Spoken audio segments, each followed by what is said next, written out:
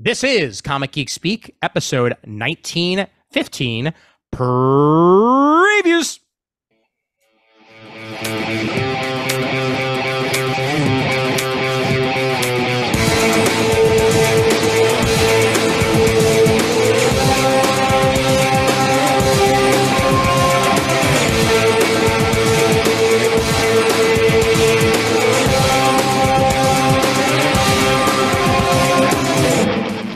Welcome to Comic Geek Speak. I'm Ian Levestein. I'm Adam Murdo. And I'm Chris Eberly.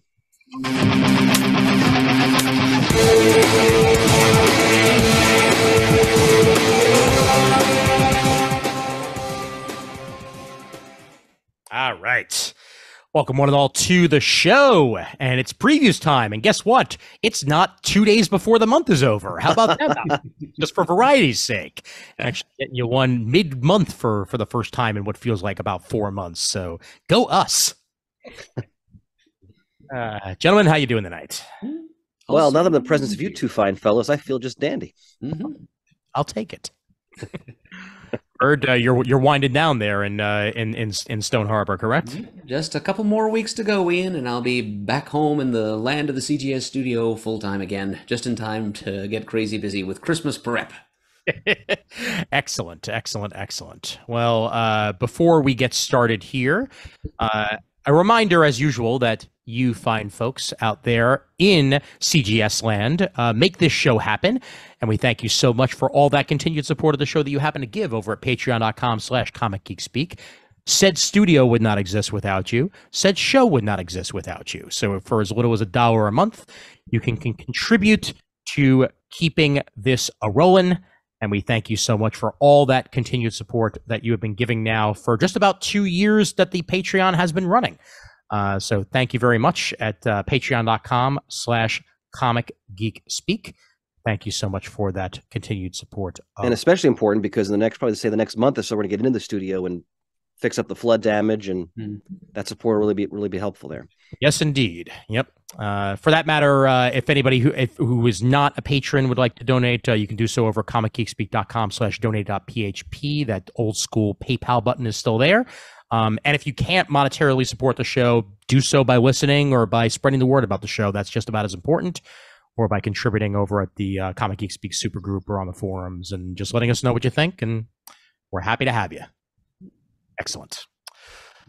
All righty. Before we get into previews, one more quick note. And that, of course, is an addendum to our most recent episode that we put out. I put out episode 1914 last week, which was a Toy Fair 2023 in review, as myself and Chris Naudis got to attend Toy Fair at Jacob Javits Center about a week before that, and we had our in-depth thoughts and opinions on it.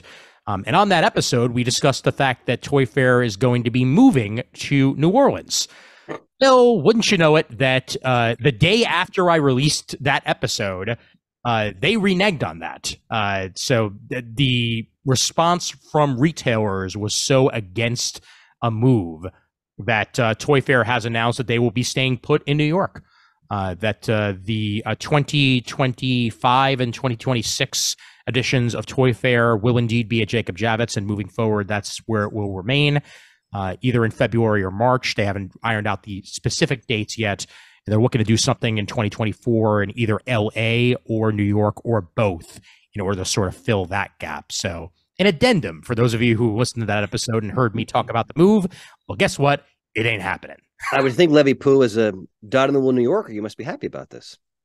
Yeah. As I was saying to Murd just before we got started here, Toy Fair has been a fixture in the New York area for over 100 years. It's incredible. Wow. So it's but long before it existed at Jacob Javits Center, they would have it at the the actual headquarters for the toy industry, and now they've been at Javits for more than a couple of years now, and yeah, I'm thrilled to see it remain, and I'm thrilled that means I get to attend Toy Fair again. So go figure, because I was not flying to New Orleans just to do so. So good times all around. And if you have not listened to that episode 1914 and are interested in some toys, please, by all means, give it a listen, as I thought we did a pretty damn good job of going through stuff.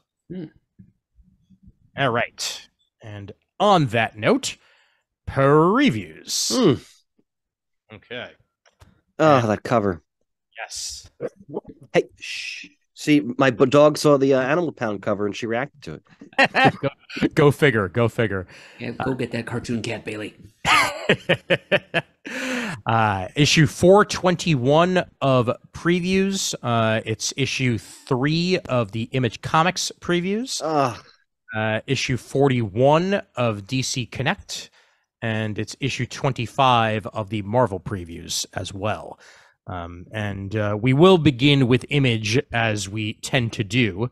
And the will definitely be felt as we get close to the actual solicitation for what is on the cover there. We do begin on page 4 of the Image previews with Pete Townshend's Lifehouse. This is fascinating. Yes, it is. An original graphic novel based on rock music legend Pete Townshend's 1970 screenplay of the same name, which inspired The Who's 1971 globally best-selling, universally beloved album, Next. Who's Next? One of my favorites of all the time.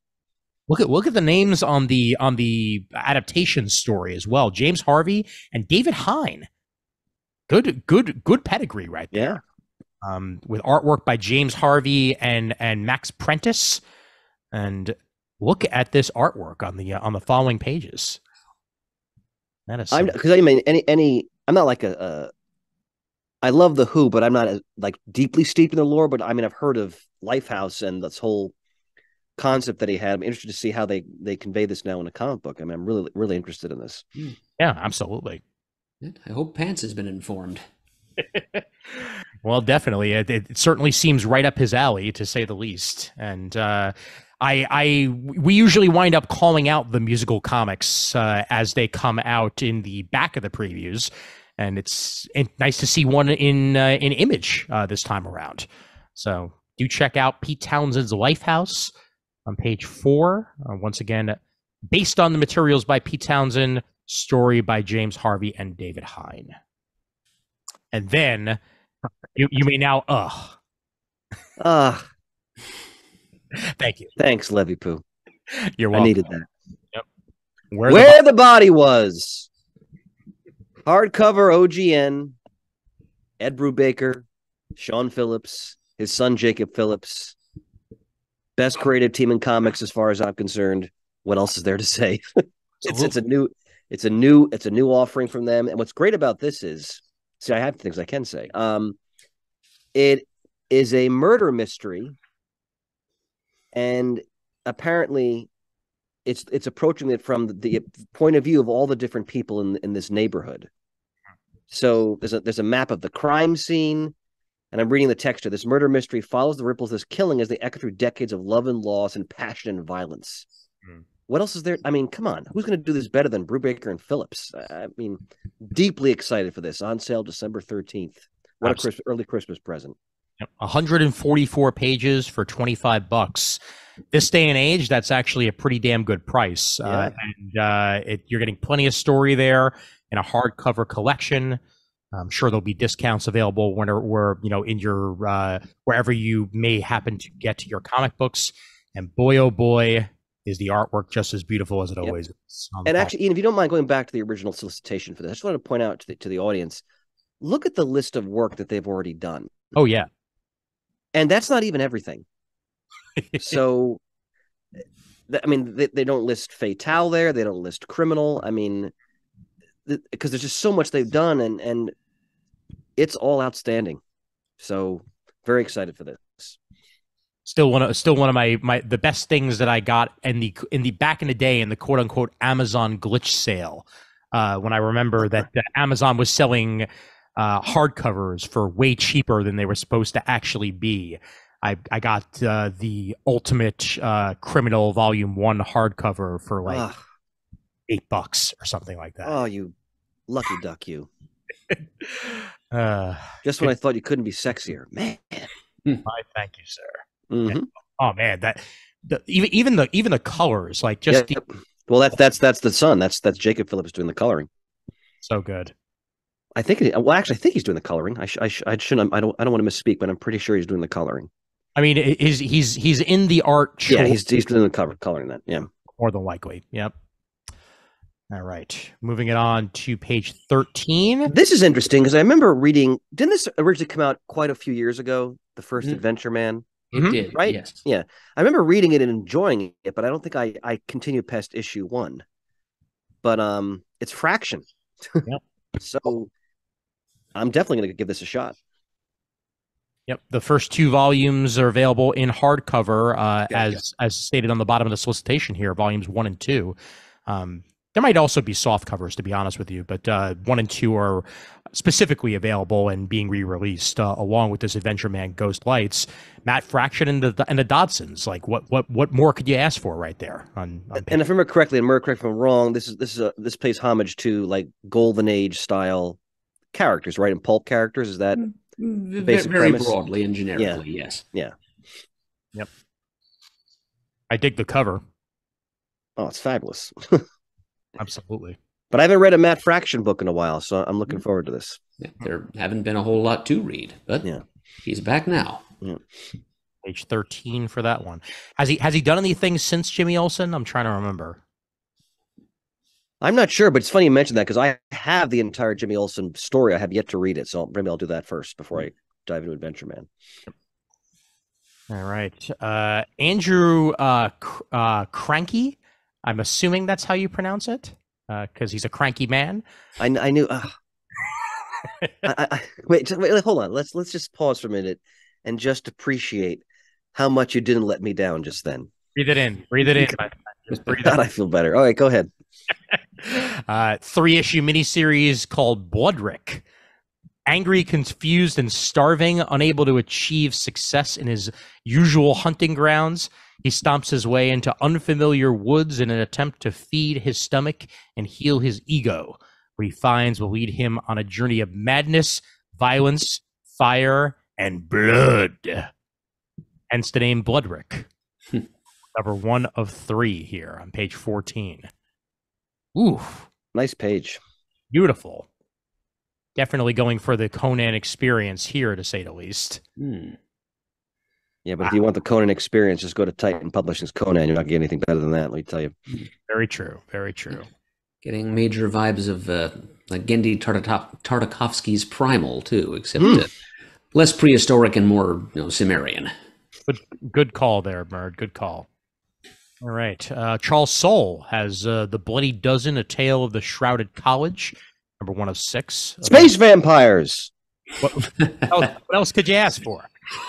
They got space. They got vampires. I mean, this is a great concept. Listen to it. So 3 down-and-out astronauts, that's just great in itself, are tasked with the ultimate heist, breaking a group of deadly vampires out of a space prison orbiting the sun. Apollo 13 meets Blade in this killer thriller. All I can think of is Buck Rogers in the 24th century. Oh, Murd, one of the classic episodes. Or Duck Dodgers in the 24th and a half century. But it's Charles Soule. I mean, excellent writer. And Alberto Jimenez Albuquerque on the artwork chores. They've got some preview pages on the following pages 21 and 22 here. And whoo, boy. That looks quite nice. Yep.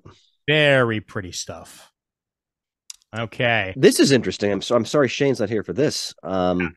Duke, 1 of 5, part of the new Energon universe. So again, this is the Transformers and G.I. Joe crossing over, correct? That is correct. Yep. Okay. And not just crossing over, it is straight up their shared universe. So okay. Yep. And this is Joshua Williamson on the story. Great team here. Tom Rayleigh, Jordy Belair. Yep. Absolutely. Yeah. No, they are throwing out all the stops with this Energon universe over at Image. Really starting things off with a bang. As you know, we get a 5-issue mini here with Duke. Look at the following pages here. Like, oh. And what's interesting, Ian, looking at the copy, is that the premise is that Duke has had an interaction with a Transformer and nobody believes him. Yeah. That's really interesting premise. Yeah, so, almost going Hitchcock with it in some ways. But yeah, 5-issue mini on page 24. This is the first issue, and very much looking forward to checking this one out as well. 40 pages for $5.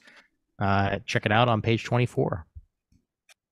How about this? Ben Stenbeck on story and art, alternate cover by Mike Mignola. Our Bones Dust, number 1 of 4. A feral child, equal parts predator and prey, navigates a nightmare landscape of brutality and blood inhabited by scattered cannibal tribes. An interesting place to poke around for a curious artificial intelligence. There's a lot going on right there on page 29. But yeah, it's like WALL-E meets Walking Dead. Yeah. Good high concept. Yeah, not bad at all, and fascinating design work on the AI itself on the following pages there. So, Our Bones Dust, page 29, and Dan Krause and James Asmus bring us the Creep Show Holiday Special 2023, Christmas season, baby, on page 35. It's a little discouraging to me personally that most of the Christmas comics we're going to see in this catalog are of this generic nature. Too much Christmas horror and not enough just Christmas, you know? Yeah. Although there is a movie coming out called It's a Wonderful Knife that I cannot wait. It is basically a horror version of It's a Wonderful Life, where a girl solves a murder and stops a murderer and then wishes away her life and then winds up in alternate reality where she never existed and the killer is running loose still. It's coming out in a few weeks and it looks like it's going to be amazing. Yeah, because it's interesting because when you actually watch, especially as you're old, when you watch It's a Wonderful Life, that's a very dark film. Oh, it is, definitely. And there's elements of it where you kind of wonder, should he have taken care of himself more? It's a really good movie. It absolutely is, and I agree entirely, Chris. It has so many different layers to it. Yeah, it really does. Although I also love the SNL parody of the original version of it that was about Hanukkah. So this is a Wonderful Life.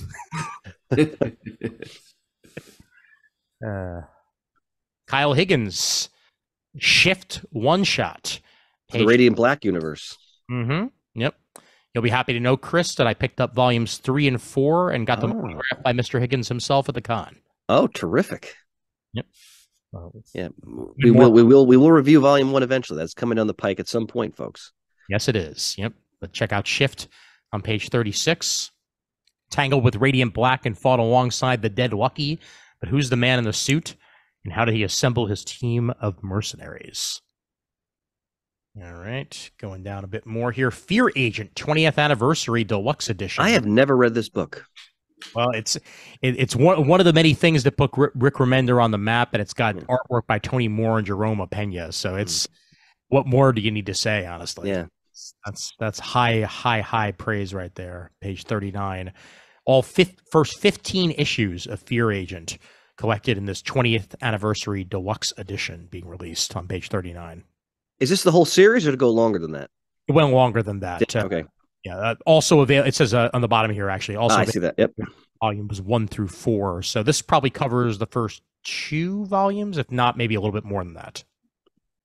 And then volume 2 covers there's volume 2 through 32. So there you go. On page 40. Howard Chaykin's Hey Kids Comics, volume 3, The Schlock of the New, available on page 42. So if you're into Hey Kids Comics, this is the 3rd volume of that, collecting the 3rd miniseries, issues 1 through 6. Steve Orlando and Tim Seeley's Loaded Bible, volume 2, available on page 44. Once again, another miniseries, issues 1 through 6 of that. And once again, another tribute to the Pieta. Yes, indeed. All right. We're in ongoings after that. I'm looking to see if anything else is ending or worth noting. And otherwise, I think we're good. Yes, actually, page 59, the series finale of Firepower by Kirkman and Somney. So if you were waiting to check it out, I've been waiting. Yeah, 30 issues total for now, unless they decide to go back to it. This is the final issue of Firepower on page 59. So do check that out. You're a big fan of this series, right, honey? It's good stuff. It really is. I've read the first volume, and I need to read past that. But what I really did enjoy what I read the first time around. That G.I. Joe 302. Just go back to that for a moment, please. Fantastic artwork. Oh yeah. I'm looking forward to checking this out. Again, it's Hama now under the Image imprint, continuing his long-running G.I. Joe saga. So. And Geiger Ground Zero, issue 2 of 2, Jeff Johns and Gary Franks Geiger. And this is a whole initiative that was announced right at New York Comic Con. There was even a New York Times article about it. That's right. Yep. About how this is going to be a brand new sub publisher imprint being put out by Image, but with some of the biggest names in comic books going along with it. As I'll bring up the it's the Ghost Machine imprint going along there with Jeff Johns. Will be people like Francis Manapul, Lamont McGee, Brad Meltzer, Peter Tomasi, Brian Hitch, and Jason Fabok, all included with the rest of them here to start things off at Ghost Machine. And they mentioned that there are others to come once their big 2 obligations are complete. I'm not sure who they're referencing with that, but check it out in the New York Times if you want to read more about it. A comic book upstart seeks to shake up the industry was the actual title of the New York Times article that was put out New York Comic Con weekend. But Geiger Ground Zero, number 2 of 2 on page 61. Our man Levinstein, reporter on the spot. I try. I don't think there's going to be a saga, but let's see. There's no saga. It's on hiatus. Okay, there you go. Yep. I just read the latest issue, and they announced they're going on their short hiatus. Go figure. I will mention Local Band number 3 on page 73, part 3 of the dry season. Check that out. Otherwise, I think that is about it for Image. Anything else for you, gents? No, I'm good. I mean, no Lazarus. That's also on hiatus. So. Yep. And next month they are teasing something. Not sure what they're teasing, but that's looks like Geiger to me. Yeah, it looks like Geiger. Yep. Yep. Well, we'll get more of that when the time comes. All right. Moving further into the main Diamond Previews catalog. And we'll move on from there to what starts us off now. Boom, I believe. It's Boom. Is Boom. And some schlub named Tom King has a book called Animal Pound, 1 of 4, page 34. And he's working with Peter Gross.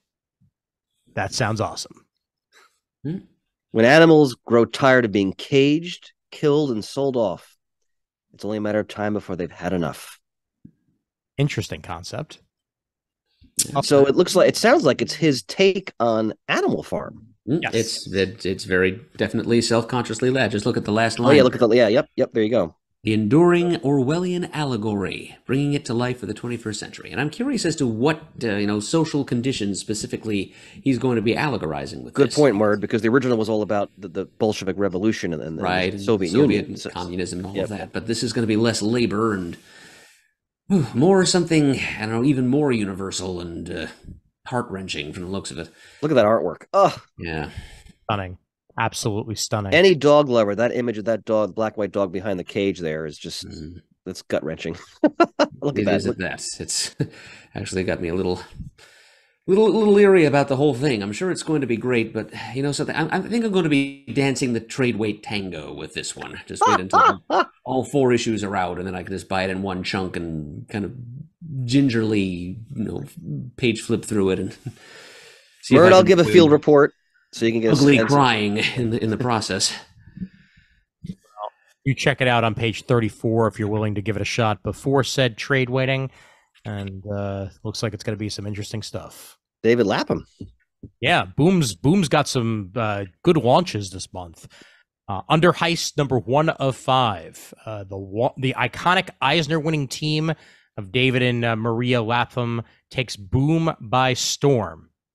As after his gambling addiction brings David to the lowest point in his life and decimates his personal life, he'd do anything for one last chance at setting things right. But the road to hell is paved with good intentions. In! Yes. That's enough. That sounds awesome. Give me some noir. Come on. You are getting that in spades, my friend. Yeah. And it says it has a supernatural element to it as well here. Absolutely. Under Heist 1 of 5 on page 40. Certainly more in the supernatural element. Yep. This following page on page 41. Great character designs. Yep. In. All right.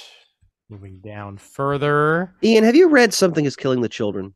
Something is Killing the Children. I've read about 1 or 2 issues of it. Okay, because I haven't read it yet. I've heard it's wonderful. Do you have a recommendation based on what you've read so far? I think it would be up your bag. Okay. I think up my bag. I like that. Your bag. I think it would be in your alley. No. Okay. Definitely worth checking out. Yes. It's a very rich universe. I'll put it that way. And I need to read more of it to actually get a good take on it. But from what I've seen, I've enjoyed. Okay. Murd, going back to your point before, here's another Christmas-themed horror comic. Yep, we'll be seeing a lot, and that is a great Francesco Francavilla cover. It sure is. Stuff of Nightmares Sleigh Ride SLAY Sleigh Ride #1, written by Goosebumps R.L. Stein. Yep. But I'm not going to be buying a copy of that. Page 49. I just started watching the new Goosebumps series that was simultaneously released on Hulu and Disney Plus. They put the first 5 episodes out, and it is a lot of fun. It's creepy, but in a good way, with some It vibes in there. It's kind of like It meets Riverdale as the best way to describe it, while incorporating a whole bunch of Goosebumps stories into the running theme of the show. Each episode kind of deals with a different Goosebump element, but also tying it into an ongoing storyline. Well worth checking out if you get a chance. That's on page 49 if you want some R.L. Stein Christmas horror in your life. And they're putting out a black and white edition of Mighty Morphin Power Rangers Teenage Mutant Ninja Turtles 2. Issue 1 by Ryan Parrott and Dan Mora. Black and white Dan Mora artwork for you on page 50. Hell yeah. Wow. Okay. Going down to Orcs, The Gift by Christine Larson, illustrated by Christine Larson. It's a brand new adventure full of magical orcish shenanigans. That's my type of shenanigans right there. Alliance between orcs, crows, and elves is the last thing anyone would expect, but times have changed since the defeat of the wizard. Put this one out for Shumidi Orcs, The Gift, #1 of 4 on page 54. Anything else in Boom, gents? No, although as you went past the Buffy comics, I just want to remind people, and I still have to check it out myself, that Audible has released, I think back on October 12th, a new Buffy adventure that takes place 20 years after the show ended, with many of the original cast members performing those characters. So definitely looking forward to checking that out. It's from Audible. Gotta check that one out myself as well. And page 66 does have Buffy the Last Vampire Slayer #5 of 5. So there will be a collection coming of that. So get ready for that. Right. We are out of Boom, and we are into Dynamite. And page 78 brings us, and 79 for that matter, Disney Villains, Cruella de Vil, #1. I love when you go lounge singer. It's hard not to with Cruella. and written by one of my favorite names to say, Sweeney Boo. Sweeney Boo. That is a great name. Rolls off the tongue. Mariana Puglia on the artwork chores of this, as we get a very different take on Cruella de Vil. Definitely different than the Disney movie that came out not too long past. For sure. Yeah, this is a sequel rather than a prequel, and it's a much less sympathetic take on the character, which I think is just generally better for the character and fans of the original 101 Dalmatians movie. Definitely. Did Glenn Close play her in the live version? Yes, a bunch of years ago. Most recently, she was played by Emma Stone, I believe. Okay. That movie actually was very, very good. It's in a very different take on Cruella. The Emma Stone version or the Glenn Close version? The Emma Stone version. Yeah, I mean the Glenn Close. That's a classic for me. Like that I'm all about. Well, it's also Glenn Close, one of the best actresses alive. So indeed, they went for a much more modern take on Cruella de Vil with the more recent. So if you separate it off into its own universe and don't even think about Dalmatians, then it's a pretty good movie. So it's got a great soundtrack. Oh yeah, definitely. Yep. This year, this is the first issue of that miniseries coming out on page 79. Great artwork. Oh yeah. Mm-hmm. Yep. And here's your monthly dose of Darkwing. Justice Ducks #1. This is on pages 82 and 83. And they're not telling us whether this is a mini-series or an ongoing or what, but I do notice that the regular Darkwing Duck Monthly seems to be on hiatus or possibly just canceled, and this has taken its place. It's written by Roger Langridge, a man who's done a number of fun things. He wrote the Muppet Show comics, you may remember, and he did something called Snarked, featuring the Walrus and the Carpenter from the Lewis Carroll Alice in Wonderland world. And now he's going to write this thing featuring Darkwing Duck and his little assemblage of Avengers type teammates. Gizmo Duck, his main squeen Morgana. I can't even remember what her last name was, but she's a lady sorceress. And let's see, Neptunia, the fish lady, and Stegmutt, the duck janitor who was turned into a Stegosaurus. Yep. And they're going to have a team adventure here, written by one of the better semi-absurdist comic book storytellers in the business. This is going to be great. Looking at those preview pages on page 84 to go along with it, this is perfect. I am hoping, as are you, Mur, that this is just a hiatus for the regular Darkwing Duck series as they do this, and hopefully it will return. Yeah. Mur, was that Muppet Show comic by Boom, or was that like a smaller imprint that did that series? It came out through Boom. It did. Okay. It might have been like Kaboom, which was like their kids comics line, and for a little bit there, it came out through Marvel. Funnily enough. Okay. I think after the Disney Marvel arrangement. Yep. And here we see some artwork by artist Carlo Lauro. Yeah, very, very, very much in the vein of the animated series in all the right ways. And then Negaduck #4 solicited as well on page 86 for some reverse duck action. Written by Jeff Parker. Okay, Gargoyles Dark Ages #6. The End of an Era, they call it, on page 90, as the gargoyles attempt to reason with a dragon, and the resulting battle high in the skies above Castle Wyvern will change their destiny forever. This is the final chapter of the gargoyles' legendary origin story, which arrives in December. So this is a long-awaited origin of an origin, essentially, for the gargoyles on page 90. Disney also announced plans to potentially make a live-action version of Gargoyles on Disney Plus sometime in the not-too-distant future. I saw you posted about that, opining that if Keith David is not doing the voice of Goliath, the whole thing's a wash. Give me Keith David or give me death. And Fred Van Lente returns with Jennifer Blood Battle Diary #1. Robert Carvey on the artwork chores. Everybody's favorite female assassin, created by Garth Ennis, returns for a new mini here, Jennifer Blood Battle Diary, following the grisly events of Bloodlines. Jennifer Blood finds herself involved with a new class of criminals.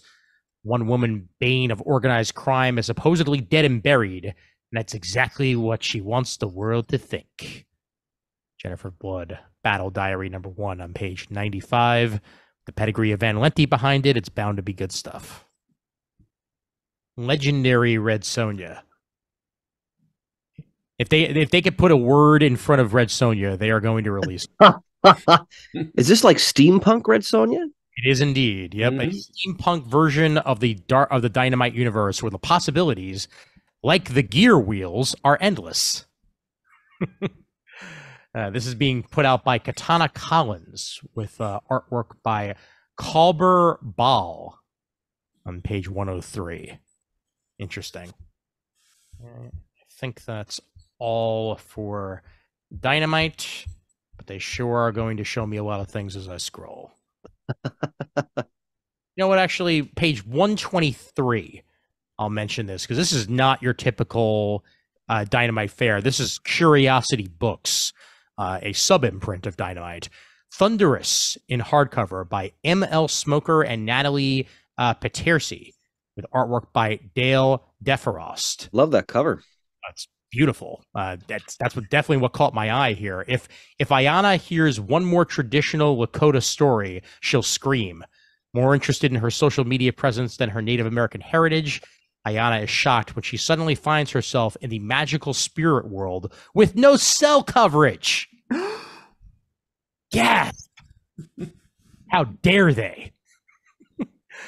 This actually looks like it's going to be a lot of fun on page 123.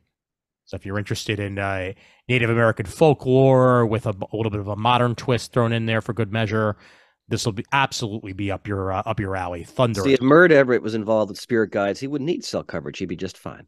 That is very true. All right. And now we find that Image is actually still being represented in the regular Diamond Previews catalog, just with a very stripped down small print format, cramming like 6 or 8 items into a single page. Indeed. Look at that. Go back to that for a second, would you, Ian, please? The Astro City Opus edition.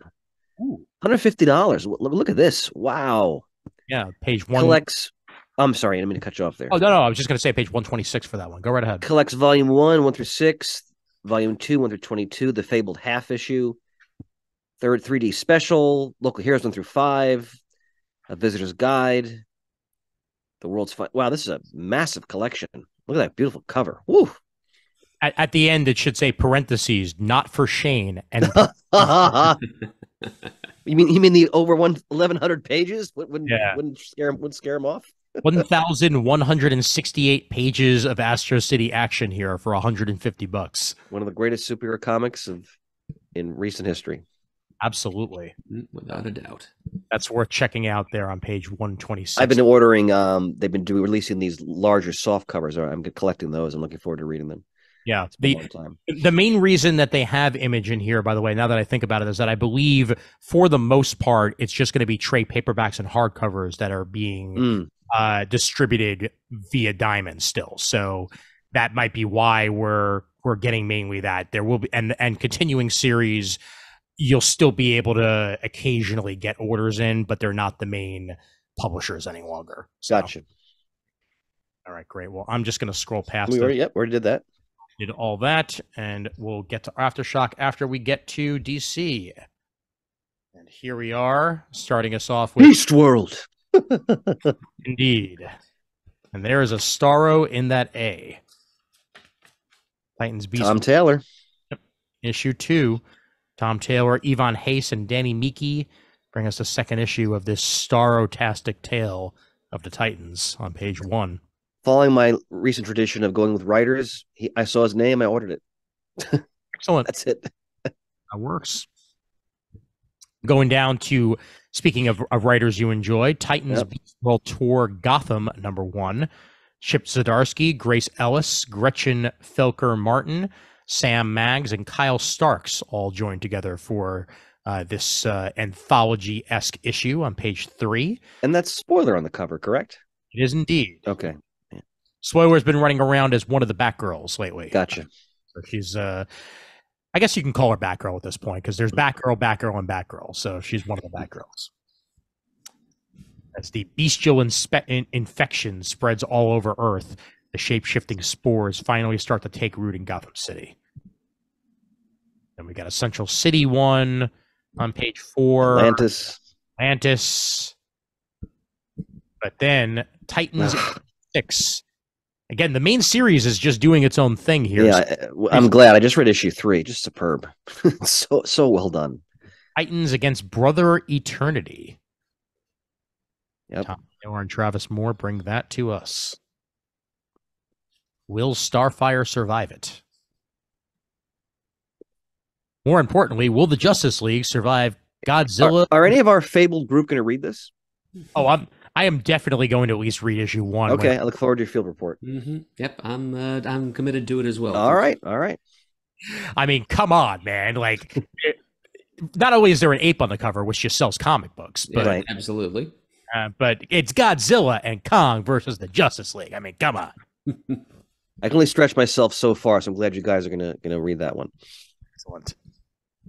Jason Aaron's second issue of his Batman Off-World on page 7. Once again, that's Jason Aaron and Doug Mahnke combining forces. There will be Jason Aaron's Superman to come, and that will be solicited in the not-too-distant future, as I believe he'll be taking over Action Comics, if I remember correctly, as one of the 2 writers of that series in the upcoming year. Needle before Zod. This is a Joe Casey production. Yes, folks. He's writing it with art by Dan McDade. Yeah, again, they're being coy about whether this is a mini series or not, but it is about General Zod, who appears to have gotten his hands on his own alternate Earth over which he can rule. So let's see if he can do a better job than the crime syndicate has traditionally done with Earth 3. It's going to be Zod and his family along for the ride. So I guess this is Lore Zod, the formerly known as Christopher Kent, briefly seen during the Jeff Johns run on Superman, which I've just actually I've introduced during the Jeff Johns and Richard Donner cooperation on Superman, which I'm just beginning to read from back in 2006. Yep. Yeah. You are not the president. One who rules so many would never kneel so quickly. Sorry. No. Please, by all means. We got to do a review of Superman 2 eventually. Yeah, we'll get there, but only if we do both Superman 2s. Oh, good point, Liverpool. Yeah. Very good point. All right, that's a date. Excellent point. Well, do check out Neil Before Zod on page 8, as you will probably be saying it in the exact way that Chris said it the entire time. The bombast is magnificent. Loving that character design of Zod on page 9 there. All right. And there you go, Murd. Batman number 2. Better, but this whole previous is like designed to crush Murd's Christmas spirit. That's all right. I've got many ways and means and resources to reinflate it, Chris. Besides which, it's still October, so yeah.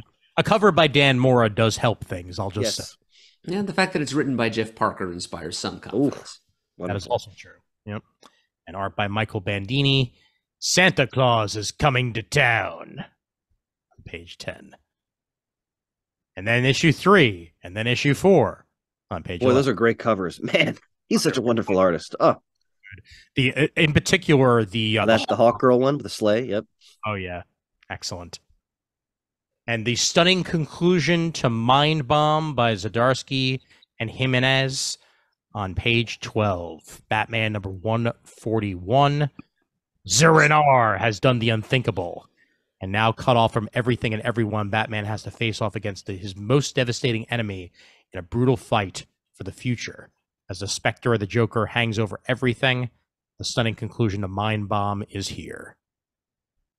Look at the Nightwing cover. My God. Look at every Nightwing cover. Yeah, it's like it's incredible. He does not run out of gas, Redondo. Holy mackerel. He does. In page 14, Nightwing's pirate adventure ends here. Looking forward to that. There's even a Beast World backup story. Yep. That's Is it by the? I guess it must be by the same creative team, or they didn't list who the creative team's going to be. Well, you'll find out. I love when Ian throws caution to the wind. You'll find out. Yeah, one way or the other. Page 16. Ivy's looking a little bit. Wow. Little bit. But then again, it's a parasitic outbreak, and you never know.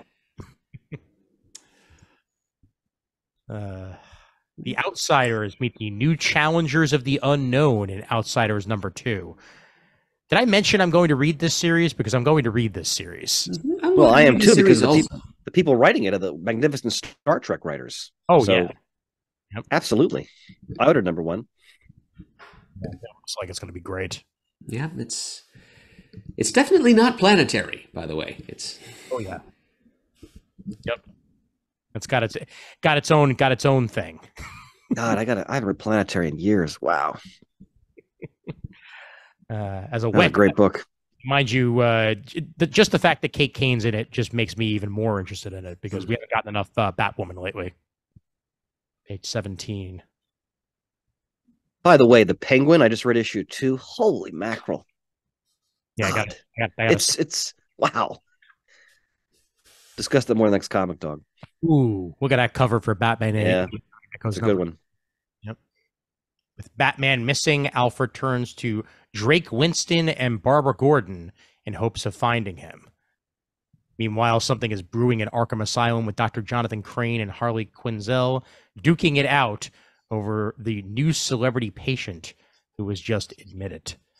Now, refresh your memory, in the, shall we say, subpar, the last Schumacher film, was Batgirl Alfred's niece?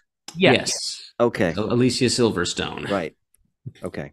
That is not what they're doing with this, because this it is its own continuity. You know, they've already used a very different Two-Face and what have you. So, yeah, we're going to get something of very much of its own with this Batman '89. Maybe eventually we'll get like Batman '95, which will be like a continuation of the Schumacher verse. God, who? I'm not sure anyone asked for it, but we might get it. Yeah, because no one demanded it. Pink, you shouldn't buy it. Anyway, sorry. Go ahead. And then Superman '78, The Metal Curtain #3 on page 19, continuing that story. Good writer, Robert Venditti. Man of Steel gets an upgrade courtesy of Lex Luthor. And this book, by the way, is awesome. Superman, it is superb. Man, I just read issue 6. Woo! The whole conceit of him like taking over for Luthor and all that entails is it's really riveting stuff. Yeah. And artwork by Bruno Redondo. Which just makes it even better. Wow. Look at that cover. God. Yep. It's clearly the one thing Superman needed was armor, you know? Jamal Campbell cover, beautiful. And Redondo in the interiors is very exciting. Trapped in the world of Kingdom Come, World's Finest 22. Oh my God. Look at those covers too. Yeah. Ooh, man. Oof. Mark Waid, Dan Mora, issue 22 of their World's Finest on page 21. Would you guys say that because I haven't read all of it, that's consistently one of DC's best series right now? Oh, yeah. Yeah. Certainly one of its most fun series. Yeah. Absolutely. And then Action Comics 1060. Looks like we got a George Reeves type Superman in that rendition there. Would you say, Murd? Yeah. Yeah, that is pretty much what it looks like there. Yeah. As a mistake from Superman's past is returned, Metropolis hangs in the balance as the super family is betrayed from within and stripped of their powers one by one. Superman sets out on a suicide mission into the multiverse alongside the unlikeliest of allies, Constantine, the demon Etrigan, and making his return to Action Comics, Bloodwind. There you go, Murd. There you go. Thumbs up to that, and also thumbs up to Ian using the comics-approved pronunciation of Constantine. Thank you. Thank you. I always try to remind myself as I'm saying it that that's how it should be. That's what Alan Moore intended. Murd, while you're off mic for a second, it was confident. It looks like George Reeves in that version of Superman. It definitely does, Chris. And there will be a prequel to the Kneel Before Zod #1. Zod's son begins to suspect New Kandor isn't as peaceful as it seems in that very same Action Comics 1060 on page 22. Revenge against the son of our jailer. Sorry. Ooh. Dig the look of the annual here, too. Yep. Nora Stone's true form has been revealed. Her gateway between worlds is open, and the invasion of Earth has begun.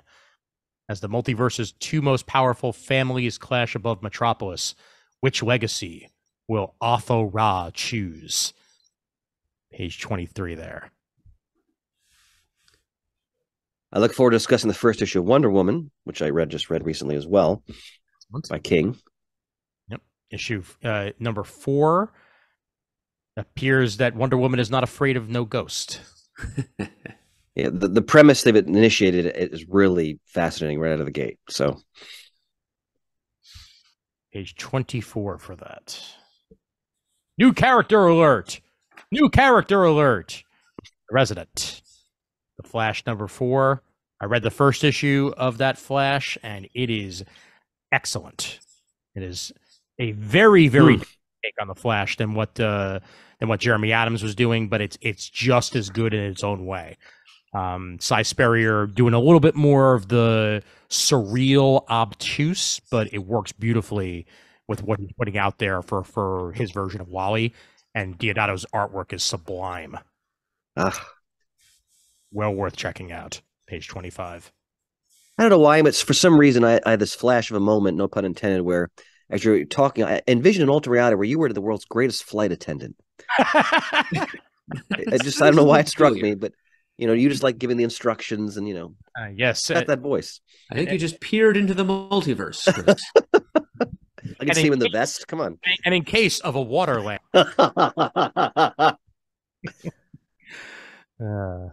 Oh wow! Yep. Society of America number 10 there, page 27. Man, I gotta catch up. That is a great cover of Michael. Is it Mikhail or Michael Jen? And forgive me. Mikhail. I think Mikhail. Yes, Mikhail. Yeah. Mikhail Khanin. Yeah. Hal Jordan versus Sinestro, Green Lantern number 6, co-written by Jeremy Adams and Peter Tomasi, and who's certainly familiar with the Green Lanterns. David LaFuente on the artwork chores along with Zermanico. All there, page 28. And John Stewart gets an unpredictable new ring in Green Lantern War Journal number 4 by Philip Kennedy Johnson. Wonder what that means. Looks like his arm is doing really well there, though. Yep. That is the weirdest. Wow. That's quite a Power Girl cover. Yeah. I like me some Gary Frank artwork. I don't like me that Gary Frank artwork. That's something off there. Well, I think it's great. It's just very creepy. What he's going for. Yep. I know. I just wish that the boob window wasn't so booby at that particular point there. Like, kind of draws away from the creepiness factor just a smidgen. But page 29 for that nonetheless. Right. Ian, as we pass Blue Beetle, is there any more talk in the Mediaverse about the future of that film franchise? Nothing as of yet. Okay. I doubt we'll hear anything for a while, as right now they're more gearing up for this last Aquaman movie that's not going to matter that it's out. Right. And then once that's all said and done, then maybe they'll start talking about something else. Because I thought that movie had promise. Oh, so, I agree as well, definitely. Yeah. Yep. But Blue Beetle number 5 of the ongoing, as the Blood Scarab arrives in Palmyra City. So they are using Palmyra City in the main Beetle comic books on page 30 now. So good to see that. Oliver Queen is back. Rejoice. Woohoo. Page 31. The Captain versus Black Adam. Yep, the Captain. That's his name. I'll take it. Somewhat grudgingly, but it's a heck of a lot better than trying to call the character Shazam. Yeah. I agree as well. Yep. Match you've been waiting for was the two battle it out for the first time in a while as the question of who will wield the thunder and who will ultimately be crowned the champion of Shazam brings forth on page 32 there with Wade and Mora behind it. Yep, I certainly hope this is not a final issue stunt, because yes, I want that title to continue. I agree with you very much. And from a very similar creative team, Mark Waid, but art by Manuela Lupacchino right below it, the 6th and apparently final issue of World's Finest Teen Titans, issue number 6, and they're throwing in a bunch of other Silver Age Teen Titans characters. We got Lilith Clay, the little telepath girl, and her friend, the cave boy Gnark. And there's Mal Duncan and his Golden Guardian guys there. We've had his love interest, Bumblebee, flying around for the rest of this miniseries. And now Mal is jumping into the fray as the team goes up against the Anti-Titans. And I can't wait to see which characters Wade has dredged up to be a part of this Anti-Titans team. Yes, I agree entirely. That was vintage Professor Murdo. Ugh. All that for you and more on page 32 there. Murd, here you go. On page 34, because you demanded it, and this is something I demanded. Now an ongoing series. The Batman and Scooby-Doo Mysteries #1, now open-ended, ongoing by the classic creative team of writer Charlie Fish and artist Dario Brizuela. And we're starting out by the team, the Scooby Gang, plus Batman and Nightwing, investigating strange goings-on at Haley's Circus. Nice. You know, I've seen some of the panels from the Batman Beyond issue of Batman and Scooby-Doo Mysteries, and I need to read that issue because it looks insane. There's been a lot of insanity in this ongoing series of mini-series and maxi-series. It's been a great concept from the beginning, and Charlie Fish just keeps on coming up with cool ideas that draw strongly on comics history, well-known and obscure.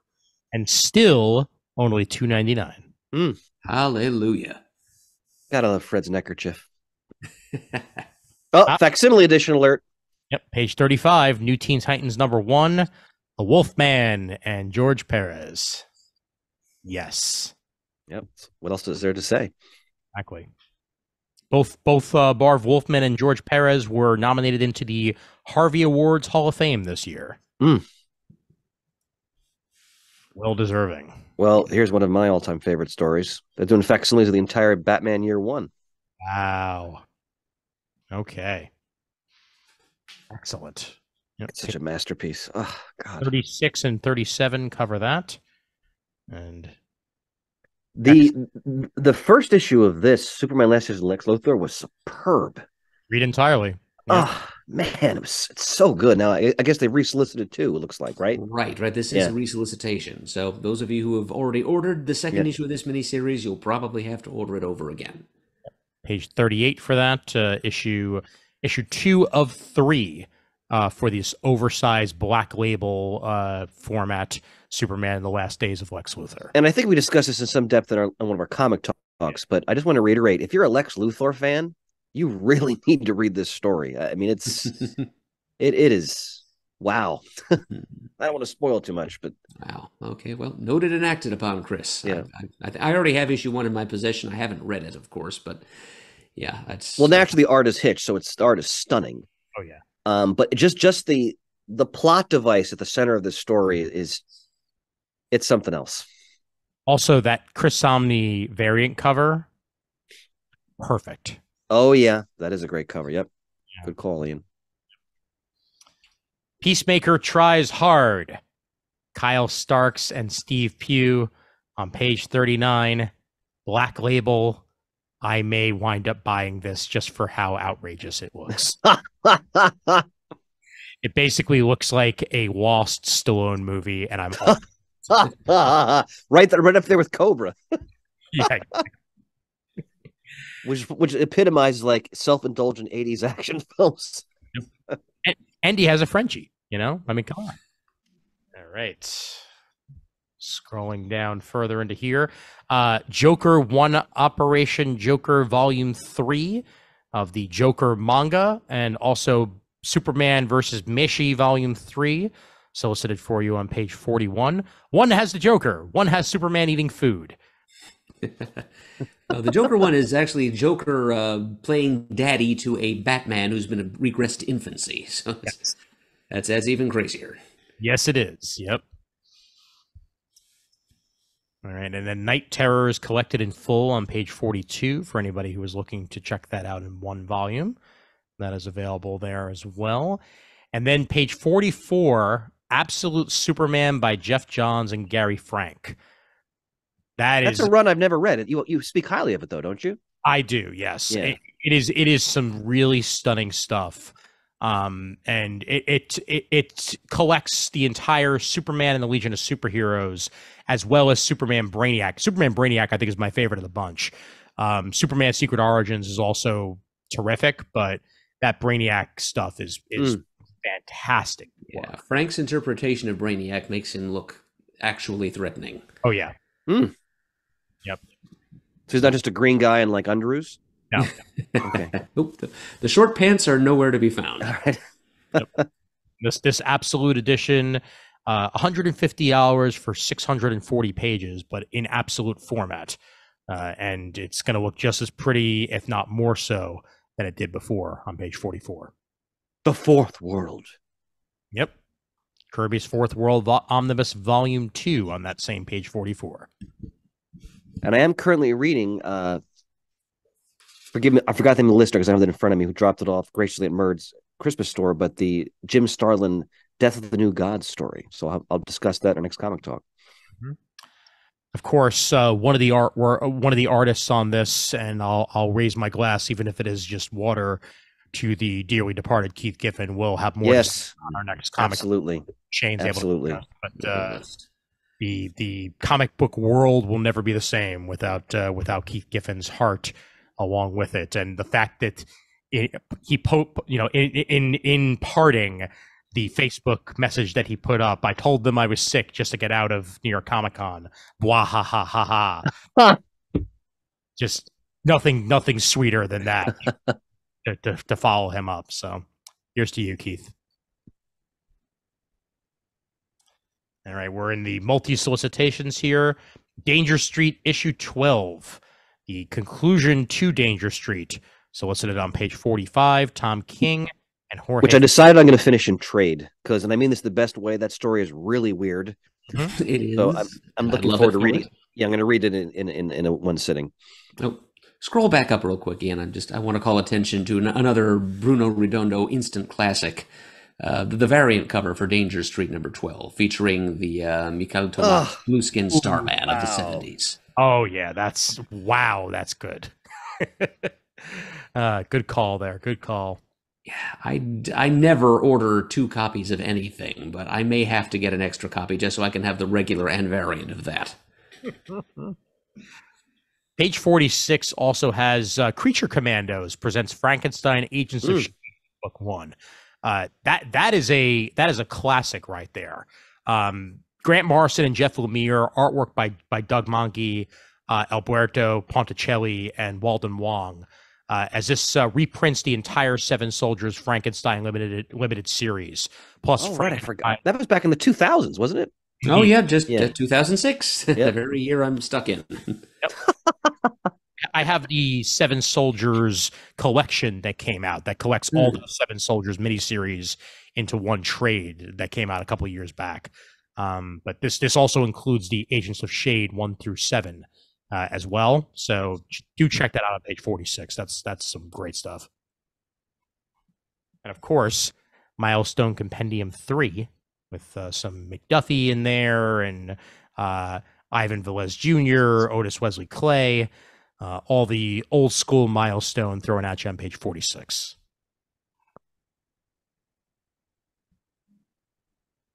That is it for DC. All right. Oh, and I will point out there is going to be a 4K Ultra HD edition of Batman. You know Shane's getting that. Oh, yeah. Still one of the best Batman movies ever made. Yep. I own it on Blu-ray and very happy to own it on Blu-ray.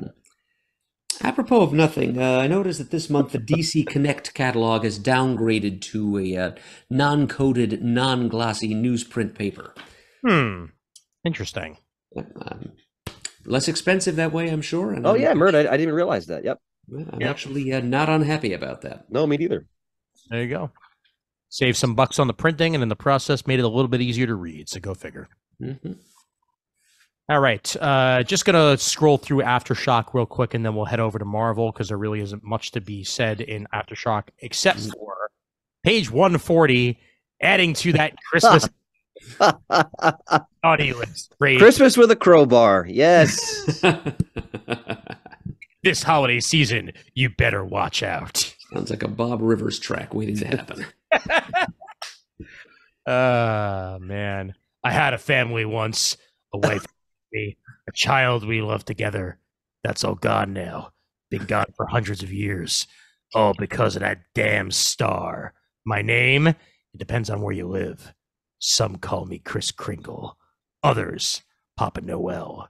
But my real name is Nicholas Sinterklaas. And this is the story of what happens when you steal my naughty list. All right, so we have to do alternate reality Ian again. So we have here either Ian as like 80s movie vigilante or Ian as narrator of like porn films. I'm not sure which way to go with this, but wow, man, you're really or Grindhouse or or the other. You know, this Friday, make sure you're in the theaters as you check naughty list, rated R. Children under 17 not permitted without. This actually looks kind of good, to be honest with you.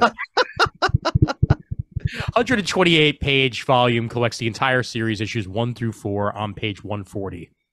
Apparently, the writer wrote for The Sopranos. Well, there you go. So that's no small pedigree there. Yep. Reacher, The Sopranos, Law and Order, The Fugitive, and Prison Break. Okay, that's a resume. Yeah, that is indeed that, and the artwork's nothing to slouch at either. I like the really unhappy Christmas morning. Go back and look to that splash page. The dog chewing at his pant leg. The gap-toothed child hoisting his gift. The spray of blood in the background. Oh man. And then All My Little Demons hardcover, The Gift That Keeps on Giving, Nightmares, page 142. Okay, great. Thanks, Aftershock. But I'll on a much happier Aftershock, the original young adult graphic novel, page 144. I'm pretty sure we've mentioned this in passing because most of this Aftershock stuff has been solicited one way or the other.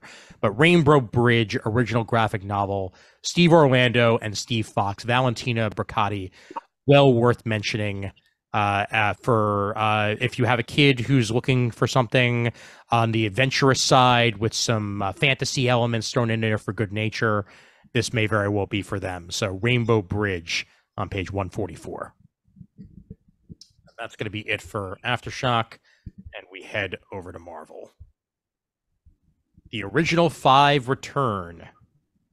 Looking Christos Gage, Greg Land. Yep, with a cover by Stegman. And let's see. Oh, wow. It's X-Men #1 reprinted as Amazing Spider-Man #39. Anyway. Okay. How about Timeless #1? Lanzing and Kelly again. Mm-hmm. With art by Juan Cabal, who did art for a great run of Guardians of the Galaxy a few years ago. Hold on. Let's comment on that Alex Ross wraparound cover, though. Oh, it's outrageous. Dear God. Ooh-wee. Wow. Man alive, is that beautiful. Damn. I hope they make that in a poster because I'm getting it. Yeah. Behold the future of the Marvel Universe, featuring the debut of 2 new Marvel icons. A devastating future born from the choices of today. All of time and space is threatened by the ascension of an ancient evil. The Moon Knight Unending has risen. A nightmare born of Stark Tech, the Eternal Machine, and God of the Moon. Tony. Now, all of Earth bows before his overwhelming power. Wow. Power Man, the Marvel Universe's final living superhero. Who is Power Man, and how did he come to wield the unstable powers of the Sentry, the Hulk, and the Iron Fist? Wow. This sounds awesome. Well, these writers are pretty damn definitely good, trying too. it. Yeah. Yeah, man. These timeless one shots are getting to be kind of an annual tradition here at Marvel, and it's Mhm. and some fun, some fun stories and some useful, welcome previews of upcoming attractions all rolled into one. Definitely. Yep. And along with that, Jed McKay's Moon Knight number 30 on page 6, the terminal seconds of Moon Knight, as Moon Knight will soon no longer be amongst the living, or so they say. So they say. And a variant cover here by Greg Capullo, I might point out. Which is great. Outstanding. This is another series I'm just going to have to check out at some point. And then Vengeance of the Moon Knight as well. Scroll back up a bit for a minute. Yeah, right there. That teaser image of stories to come. If you look down toward over there on the left, I think that's Hunter's Moon. Yes. The other Fist of Khonshu, who I nominated for Best Villain a couple of years ago in the CGS. That's right, you did. And right dead center is 8-Ball. 8-Ball. Yes, if McKay is planning to include 8-Ball in upcoming Moon Knight arcs, I think I might have to start picking the book up again, because it's just it's a kind of a third string schlub Marvel supervillain. He used to fight Sleepwalker, and he just turns up in crowd scenes because he's such a cool visual. If McKay's planning to actually build a character under him, I'm all for it. I'm wondering if the one on the right is the character from the Moon Knight TV series. Good call, Ian. That could very well be the case. Yeah. Blanking on the. I forgot the name of the character too. Ariana, perhaps. Was it that or Layla? I could be wrong. I don't remember. Well, nonetheless, either way. I know the. Yeah. See, now I'm just blanking entirely on. Yeah, Layla. Yeah, Layla El Faouli. Foley. There we go. Yes. Yeah, played by May Kadamawe on the TV series. Pretty sure they brought her into the comics. I think that is exactly who that is. I wonder if they're going to do a sequel to that series. They've been discussing it. Yeah. Not sure whether or not it's actually going to happen. The only season we know is happening is quite literally happening already, and I look forward to talking a couple episodes about it. I look forward to it as well. Okay. Gang War, page 13. Amazing Spider-Man number 39. I'm jumping back into Spidey for this because I love the original Gang War story from the 80s. Yep. So interested to see what they do with the concept. Yeah. Spider-Man with a bat. I like the barbed wire around She-Hulk. Yeah. And the brass knucks on Miles Morales. Yeah. And Spider-Woman has some what do they call those things? Blackjacks, maybe? Blackjacks, yep. I'm glad that Elektra Daredevil is still around. You know, I like that look on Elektra, honestly. I'm waiting for the Zdarsky run to be printed in one big book because I only read the first trade. I want to read the whole thing. Fair enough. And it continues on page 14 with issue 40 of Amazing Spider-Man. And Daredevil Gang War number 1, written by Erica Schultz with Sergio Davila on the artwork chores, ties into that 4-issue mini on page 15. Miles Morales gets involved in his ongoing series with Miles Morales Spider-Man number 13, and it's Miles Morales versus Hobby. Yes, please. One of my all-time favorite villains. Yep. In fact, he goes from hobby to hobby, actually. Gold star for Ian using the loving Spider-Man nickname for the villain. Yeah. From Hobgoblin to Prowler, page 16 and 17. Ooh. First off, let's just marvel at that cover for a moment. Look at that use of red. Perfect. Yeah, it's beautiful. Really dig that. It's impressive. Yeah. This is Deadly Hands of Kung Fu. Oh, it's David Aja. That explains it. There you go. Yep. And Greg Pak on the writing chores for this one. That's also a 4-issue mini on page 18. Yeah, digging what's going on over there. Spider-Woman number 2. Wow, they're really going all in on this gang war. Holy mackerel. Yes, they are. Luke Cage has a face mask. It's a little strange. Page 20. I could see why, because if he's the mayor, maybe he needs to Oh, have yeah. Good hide point. when he's running Yep. around. Is anyone really going to be fooled, though? Is that kind of like the Green Lantern mask? Or Yeah, sure. Like that cover for Superior Spider-Man number 2 there, page 21. No time travel, no clones, just superior spidering. Spider-Boy versus the Taskmaster on page 23. Dan Slott and Paco Medina writing that up. And got to stop by Mr. Wachter's booth and say hello to him for the first time in about 10 years. What a great artist. Comic-Con. And here's his second issue on Punisher on page 24, along with David Paposi on the writing chores. Hobgoblin Sabretooth. Yep. Oh, it's the black armor. Like, oh. Hey, Probably one of my least favorite periods of any Marvel character ever.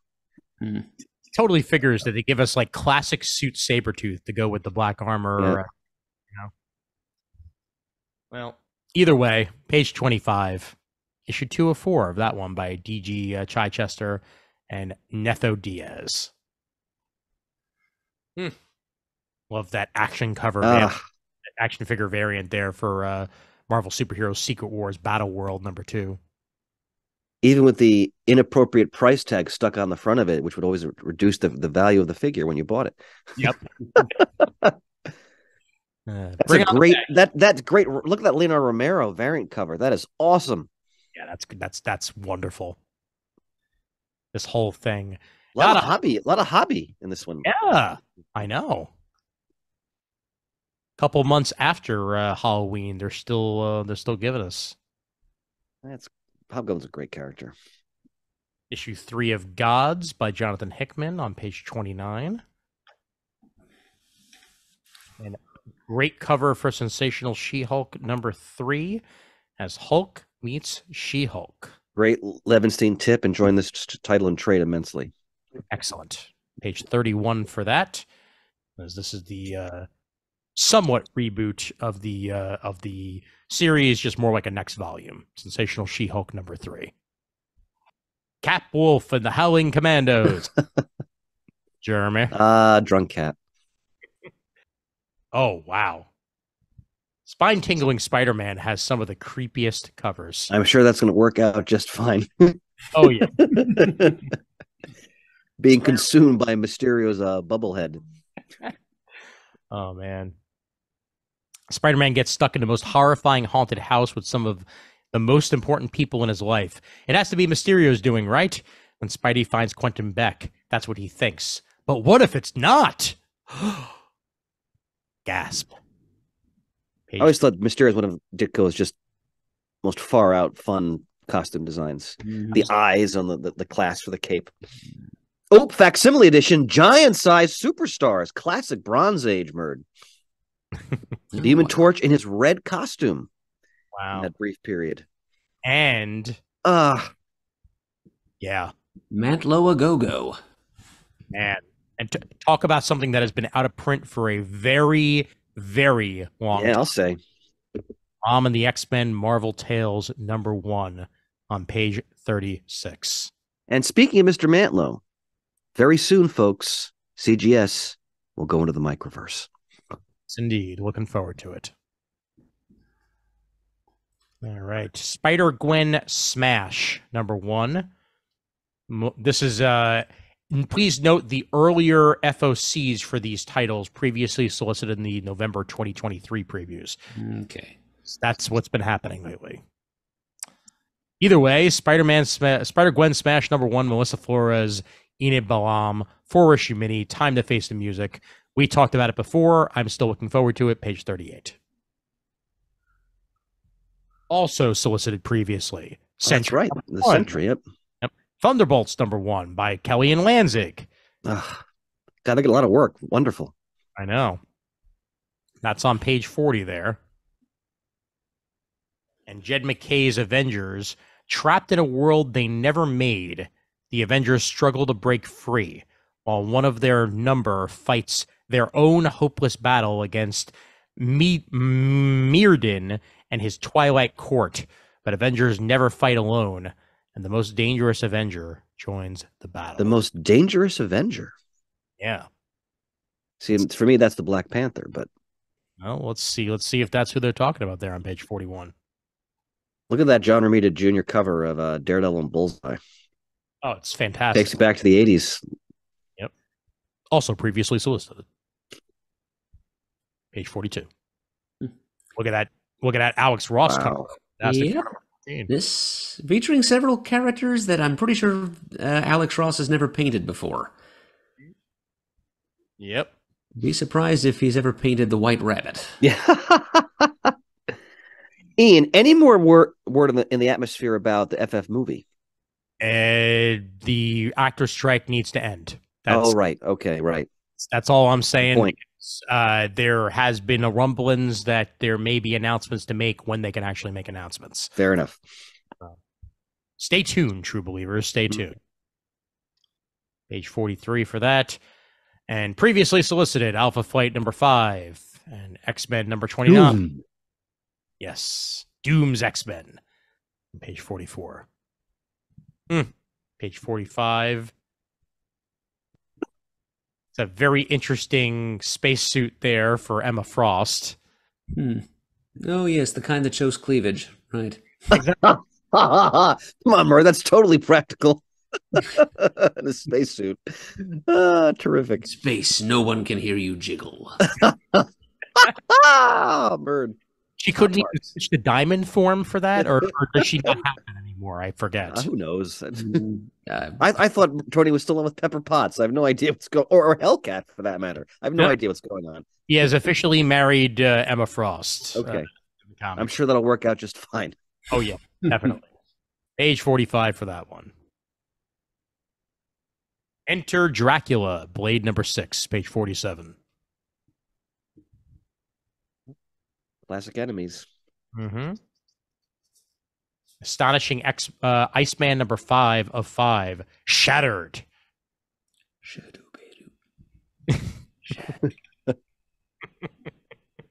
Oh, man. And the Uncanny Spider-Man is in the claws of the Vulture on page 49 as well. Captain Krakoa is unmasked in Uncanny Avengers number 5 of 5. And he has... Is this the manifestation of the island? That would be a very good question. Okay. One which we'll certainly find out soon enough, but all I know is that he has blonde hair, which makes me think it might be Captain Britain. Because I don't know if we've seen him around lately. I know that Psylocke was running around as Captain Britain for a while, so who knows? Now, this is the interesting one, page 53. Yep. Original X-Men number 1. Christos Gage, Greg Land, cover by Ryan Stegman. I wish Ryan Stegman was drawing the interiors. The OG5 on an all-new adventure. It was Cyclops, Marvel Girl, Beast, Iceman, and Angel Beastman. The first and greatest heroes to bear the X-Men name once traveled into their own futures and reset the course of history. Now another multiversal mystery calls them forth. When the dust settles, one hero will remain trapped in the world as we know it. Fascinating. Well, it's Christos Gage, who's a wonderful writer. So I think he wrote some of the great Avengers cartoons that were out in the previous Earth's Mightiest Heroes, right? Which is for me, it was like Marvel's like Batman cartoon. It was that good. So, yep. Definitely worth checking out on page 53. And then this is a beautiful facsimile. Oh yeah, page 54. Wolverine by Claremont and Miller, number 1. I reread this story not too long ago. I've been read it times in my life, but it's been a while. It still holds up really well. I mean, I think it's some of Miller's best artwork, actually. It's pretty great. Yeah, it's a great story. for that matter, a very well, okay, I wouldn't say very, but at least a slightly inebriated Chris Claremont gave a Hall of Fame speech at the Harvey Awards for himself, and it was great. He was up there rattling off names, saying the wrong name, correcting himself on the right name, and getting back to the wrong name, and it was good times. By the way, and again for the comic talk, I read number 1, knocked it right out of the park. Agreed. Captain America. Oh God, agreed entirely. Can't wait to discuss it in more detail. Just superb. Page JMS hasn't skipped a beat. Mm-hmm. The Enemy Strikes in Captain America #4, page 57. A faction war brewing in Birnin T'Chaka. Black Panther #7. Eve Ewing on the writing shores for that one. Read 1 and 2, enjoyed it quite a bit. Again, it's exploring another city in Wakanda that is not as well known to readers, and also is kind of off to the side in terms of Wakandan society. It's very interesting. Ah, yeah, baby. The glory and the grandeur. The all-new Thor Corps. Love it. Mortal Thor #5 by Al Ewing. Give it to me. Tell you a page number I would, but they skipped a bunch of them. Page 59. Here we go. And then Mantis's Mission, Earth. Guardians of the Galaxy #9. Great cover for that one, too. Yeah, they have all the different iterations of Mantis, including her classic 70s outfit. Mm-hmm. Yep. All there for you on page 60. Mert, I totally forgot. It's been so many years. So the Mantis of the comic, is her power just empathy? Or was there more? I don't remember. Was there more to it? I'm sure there was more to it. Okay. Okay, because I just feel like as fun as the movies were, that's not really the Mantis of the comic, right? Yeah, I'm not sure that empathy was really exactly in her power set originally. Okay, I'm totally brain farting. Yeah, she'd had some kind of spiritual training and also martial arts and that type of thing. Yeah. Yes, martial arts, exactly. Like her mother was Vietnamese, I think, and her father was German. Page 61 brings us General Strange versus the Sorcerer Supreme. As General Strange has a millennium of fierce and ruthless experience over the Sorcerer Supreme, how can Doctor Strange protect the Earth and all of magic? Page 61 for that. Ghost Rider 21 says End of the Road. Wondering if that means it's the final issue. This is an acclaimed series, isn't it? The current Ghost Rider? Oh, yeah. People have talked up Benjamin Piercy's run quite a bit. I did read Incredible Hulk #1, by the way. And I enjoyed it. Philip Kennedy Johnson's Incredible Hulk. It's very different than what Immortal Hulk brought us, but I still am not a fan of the 90s hair. Yeah, it's a little distracting for me too, Ian. Yeah. Otherwise, it's some very good horror comics by Philip Kennedy Johnson, and that's right up the Hulk's alley. I think the worst example of that was the Superman long hair. Oof. For that time period. I'm just glad they kept the long hair out of the animated series when that finally happened, because there were initial ideas to bring that in, and then they decided not to, and we were better off that way. Page 63. No super mullets for us. Most Star Wars stories are mid-storyline, but I will say More Machine Than Man, a Dark Droids tie-in, Star Wars Darth Vader. That's a lengthy tie-in. Wow. Yeah. Yep. Greg Pak continuing his run on Star Wars Darth Vader on page 70. And the 5th and final issue of Star Wars Dark Droids on that next page, 71. Charles Soule and Luke Ross on that. Great cover. Cover by Lionel Francis Yu. Luke Ross is a superb penciler. Ugh. So, attention retailers, this is important here. Please note the early solicit checklist for comic titles on sale in weeks 1 and 2 of January 2024. This is due to the 11/20/23 and 11/27/23 final order cutoff weeks falling within this catalog's date range.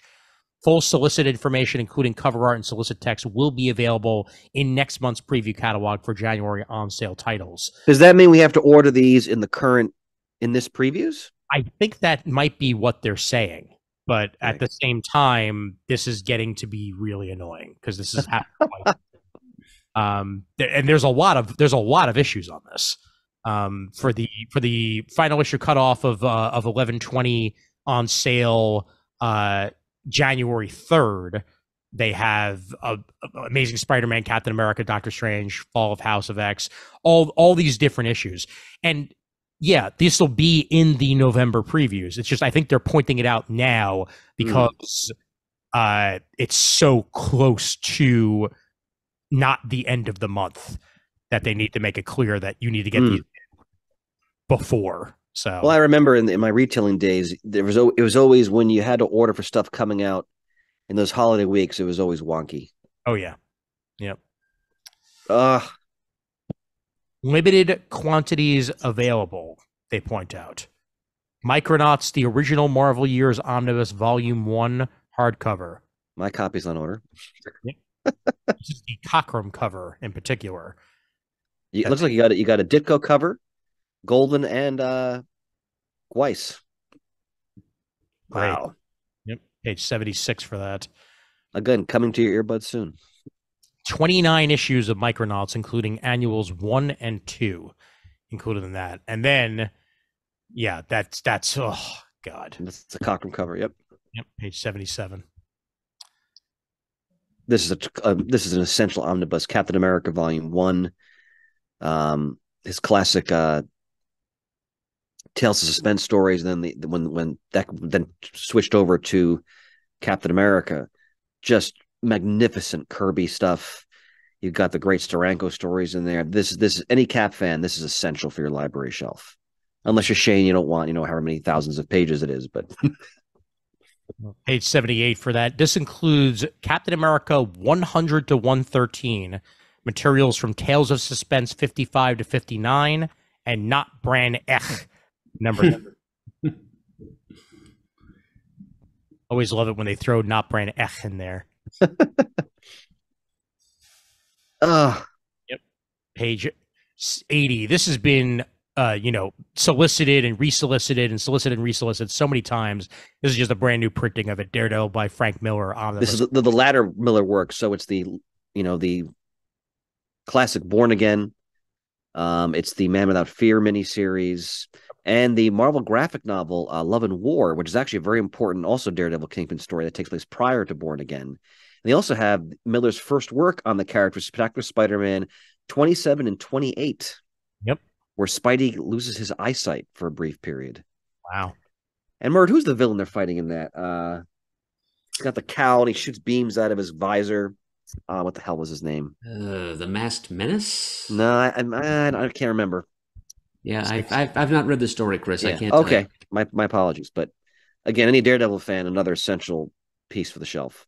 Masked man who shoots lasers out of his visor. His name is Cyclops. I knew you were going to go there. I mean, it was a terrible clue on my part. But nevertheless, the Daredevil by Frank Miller omnibus companion on page 80. And then we got, look at this. My God. Yeah, it's a good one for collections. Of the legendary Simonson run on Thor. Mm-hmm. Holy mackerel. This is specifically the Thor and Balder the Brave collection, as we get Thor 337 to 355, 357 to 369, 371 to 382, and then Balder the Brave 1 through 4. I think that's his whole run, isn't it? It's pretty damn close. I think it is. Yeah. Wow. Amazing. The classic Surtur story. I mean, this is Thor as a frog. Like, you can't go wrong with this stuff. And you can listen to a bunch of CGS episodes with Rios and Deemer as they down the Simonson run. Deemer's a big fan of that run. Yep. X-Men wow. 2099. God. Page 84. Something for everybody in this month's previews.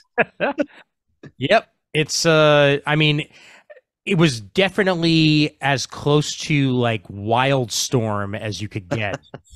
No, what would make you think that? Yeah, I don't know. Maybe it's the claws and the belts. Yeah. And Character names like Bloodhawk and Skullfire, and I always like the miscellaneous pouches on the belt that goes around your calf. oh yeah, That was a big thing in the 90s. man, the reach you need to do in order to get it out.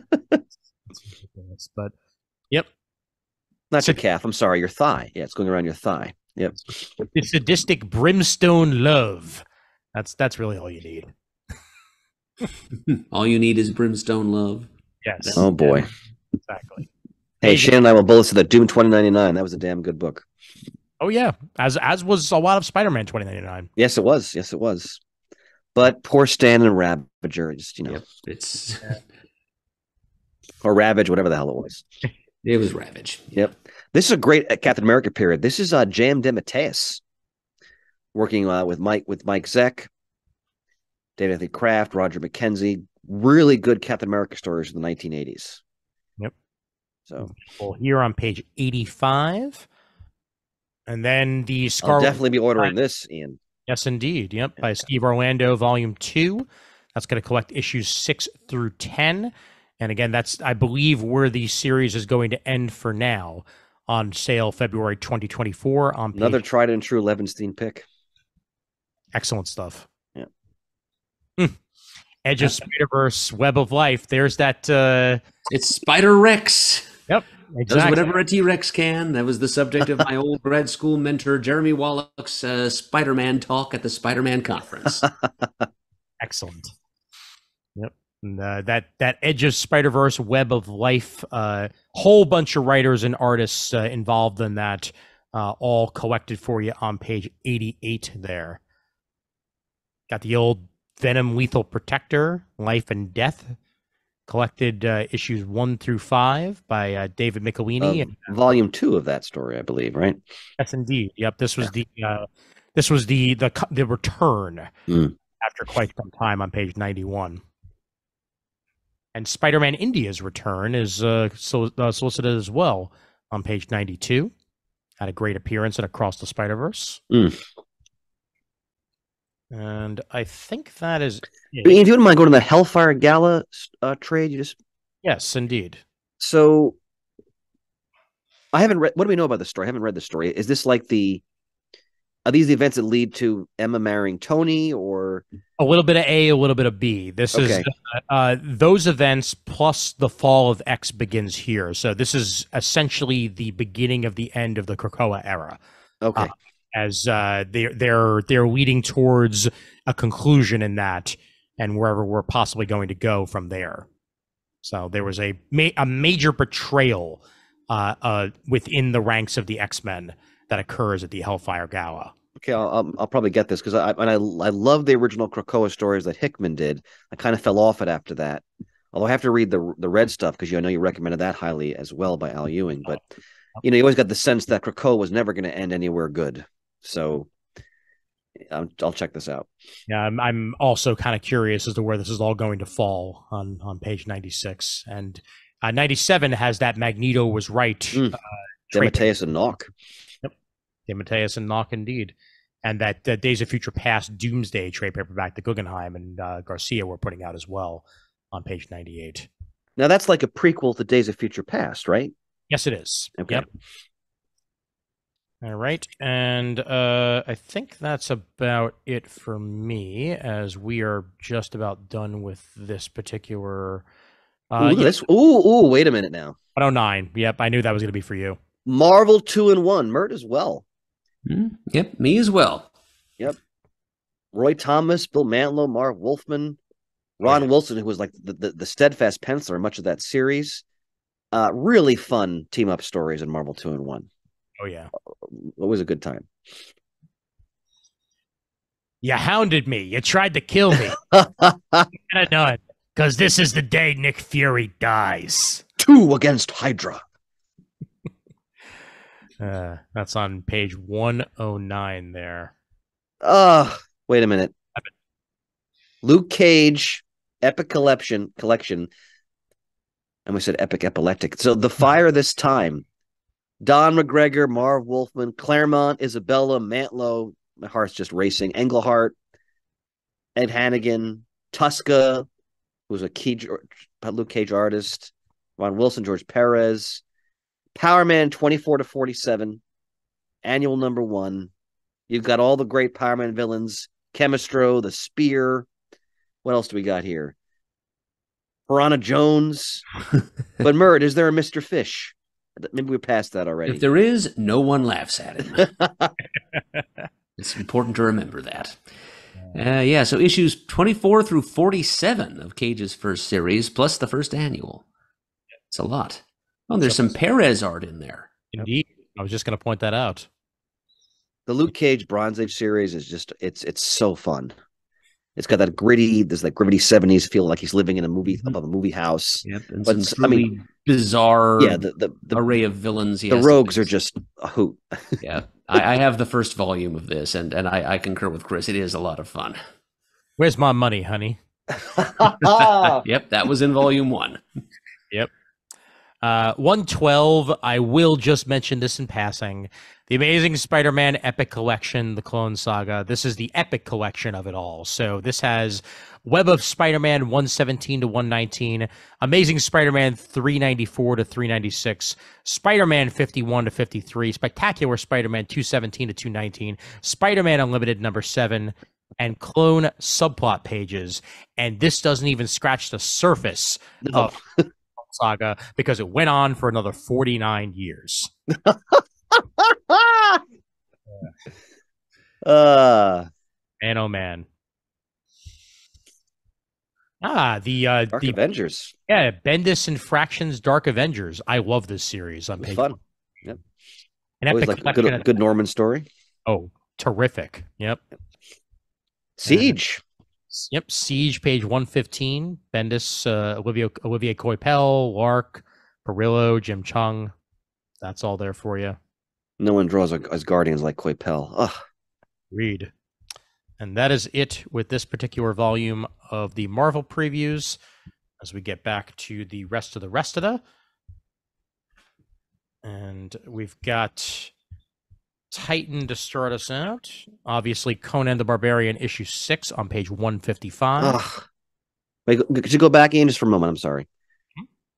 So it's Jim Zub still writing, which matters now. We have a new artist, Doug Braithwaite, who's no slouch himself when it comes to running a comic page. So I'm now a broken record, but this book is that good. So how about that Jay Lee cover as well? Yeah, it's stunning. And that must be is that Belit? I wonder if that's Belit, the Pirate Queen. Could be. Life is Strange gets a 4-issue miniseries here. Eisner-winning creator Zoe Thorogood joins Life is Strange. After the events of Life is Strange True Colors, Alex and Steph tour across the states in their band till they find another lost soul on the side of the road, Lily. The pair take the teenager under their wing to uncover the truth of what she's running from. But there's more to Lily than meets the eye, as she silently struggles under the weight of heartache and memories from lives she hasn't lived to protect those around her from the truth of pain. So any of you Life is Strange fans, you get a nice 4-issue mini on page 156. Some terrific artwork to boot. Robotech Rick Hunter, trade paperback 162, based on the classic 80s animated TV series, now available on Crunchyroll. This collects the 4-issue Robotech Rick Hunter trade paperback on page 162. So 4-issue miniseries, all available by Brandon Easton on the writing chorus. And Tengen Hero Wars, Yasu Hiramoto on the writing. Tale of historical fantasy, perfect for fans of Japanese history and epic battles. Chris, this one might be for you on page 105. History of high schooler Oda Nobunaga and his sister step into a mysterious world where all the heroes of the warring period come to battle. The resultant clash will see one crowned the greatest hero of them all. Well, Oda Nobunaga was one of the samurai lords who participated in what was ultimately led to the unification of Japan in its very violent feudal period. So, all right, getting further into the book here. The Owl, AWL. I'm just going to call it the AWL so it doesn't sound like I'm saying owl. But story of ordinary folks struggling to be treated as humans. In the face of corporate greed and reprehensible actions, a bond of respect is formed between young executive Yi Su-in and union activist Gu Go-shin. Seeing what his employees are capable of, Yi joins Gu in trying to establish a union for the company's employees.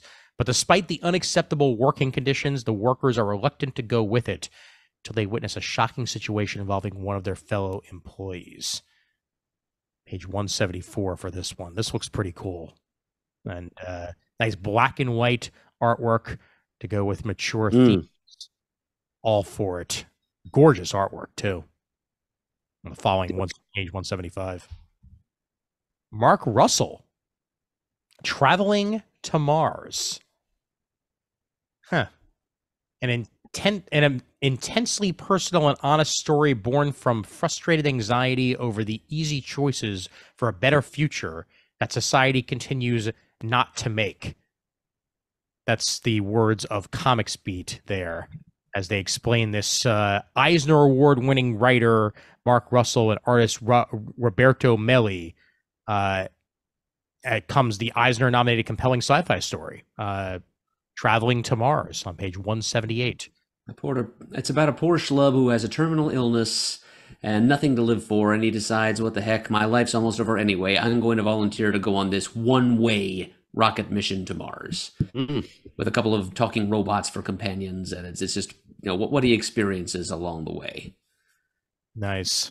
And it's Mark Russell. You know, he's one of the most gifted storytellers and satirists that the comic medium has these days. So it's absolutely bound to be good stuff.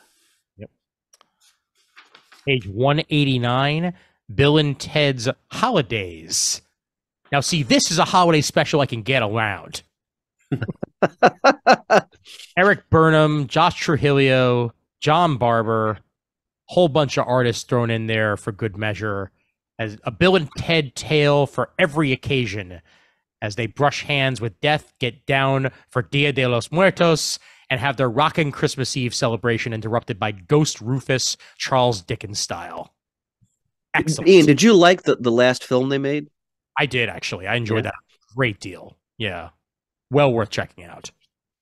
Very much in the vein of previous Bill and Ted's, and does a good job of really like introducing it to a new generation of fans and new generation of stories if they so desire. Quested, Volume 2, page 192. Second volume of the Quested series by Michael Calero and Thomas Parson. 6-issue miniseries. Do check that out if you were interested in the first volume. This is interesting. Page 197. This is out of Sumerian sub-imprint here. Azuna, number 1 of 7 by Marco Lopez. Pablo Verdugo on the art chores. Private detective known for keeping Puerto Rico safe from the criminal underbelly is on a case concerning a human trafficking ring when a clandestine spy agency recruits him. Azuna, the global superstar and one of the best-selling Latin artists of all time, is Agent 787. In collaboration with Azuna, one of the best-selling Latin music artists of all time, more than 20 million records sold. Now he's a freaking secret agent. Like, this sounds awesome. Page 197. Well worth checking out. And every single cover to this is better than the last. Just even looking at the different options you have from there. Azuna number 1. All right, moving further down into the rest of the. Oh, hey, Dark Horse. We know you. Black Hammer, the End. Read issue 1, magnificent. Excellent. It's good. I haven't read. It's been a while since I've read a new Black Hammer story, so I'm really savoring it. It's got art by loyal CTS listener Malachi Ward. Yes, and the art is fantastic, growing by leaps and bounds. Yep. Excellent. Way to go, Malachi. Yep. Yes, indeed. Yep. And this is the 5th issue in that Black Hammer the End series on page 208. And also the 6th, because Dark Horse seems to be doubling up this month. They're releasing and soliciting 2 issues of lots of different projects. It's like 2 months worth of solicits in 1 month. Part of me wonders if they're just skipping the next month, possibly due to holidays. Like that's a possibility. Well, nonetheless, glad to see both issues in there. Speaking of 2 issues, Borealis number 1 and 2 solicited on that very same page 208 from screenwriter Mark Verholden of The Mask and Swamp Thing, writer actor Aaron Douglas, and artist Cliff Richards of Buffy the Vampire Slayer and Justice League comes Borealis, a bone-chilling supernatural thriller. Winter nights last months. Temperatures can hit 70 below. Alcohol is illegal, and something mysterious is emerging on the remote ice. Welcome to the isolated Queenu, Alaska, and a world of bad memories for State Trooper Sialuk Sil Osha. This is where the story begins. Aaron Douglas, I think he played the chief on Battlestar Galactica, if I remember correctly. I almost forget sometimes how tremendous that show was. Oh, yeah. Oh my God. Wow. Well, here he is co-writing a series, Borealis issues 1 and 2 on page 208. I remember seeing him at Pittsburgh Comic Cons. He always seemed very enthusiastic about being like in a comic book environment. So, also Canary issue 2 on 209. By the way, Scott Snyder, Dan Panosian. I want to read this all once it's all solicited, because this looks like it's going to be a great series. Yeah, you are very right, Mert. Almost everything from Dark Horse is 2 issues this month. Let's go to 211, shall we? Masterpiece number 1. Bendis. Wow. Believe. Wow. Indeed. The crime comic epic. Yep. That's really all you need, isn't it? With that creative team. Yeah. About Emma, who's a brilliant and driven 16-year-old. Paid for school with her next level inventions and is well known for her funny and honest webcomic. Then, one day, one of the most famous billionaires on the planet confronts her with the truth about her world. Fascinating. That is an oddly wordy solicit block. Very wordy, yeah. It is, and that's why I've stopped where I've stopped. But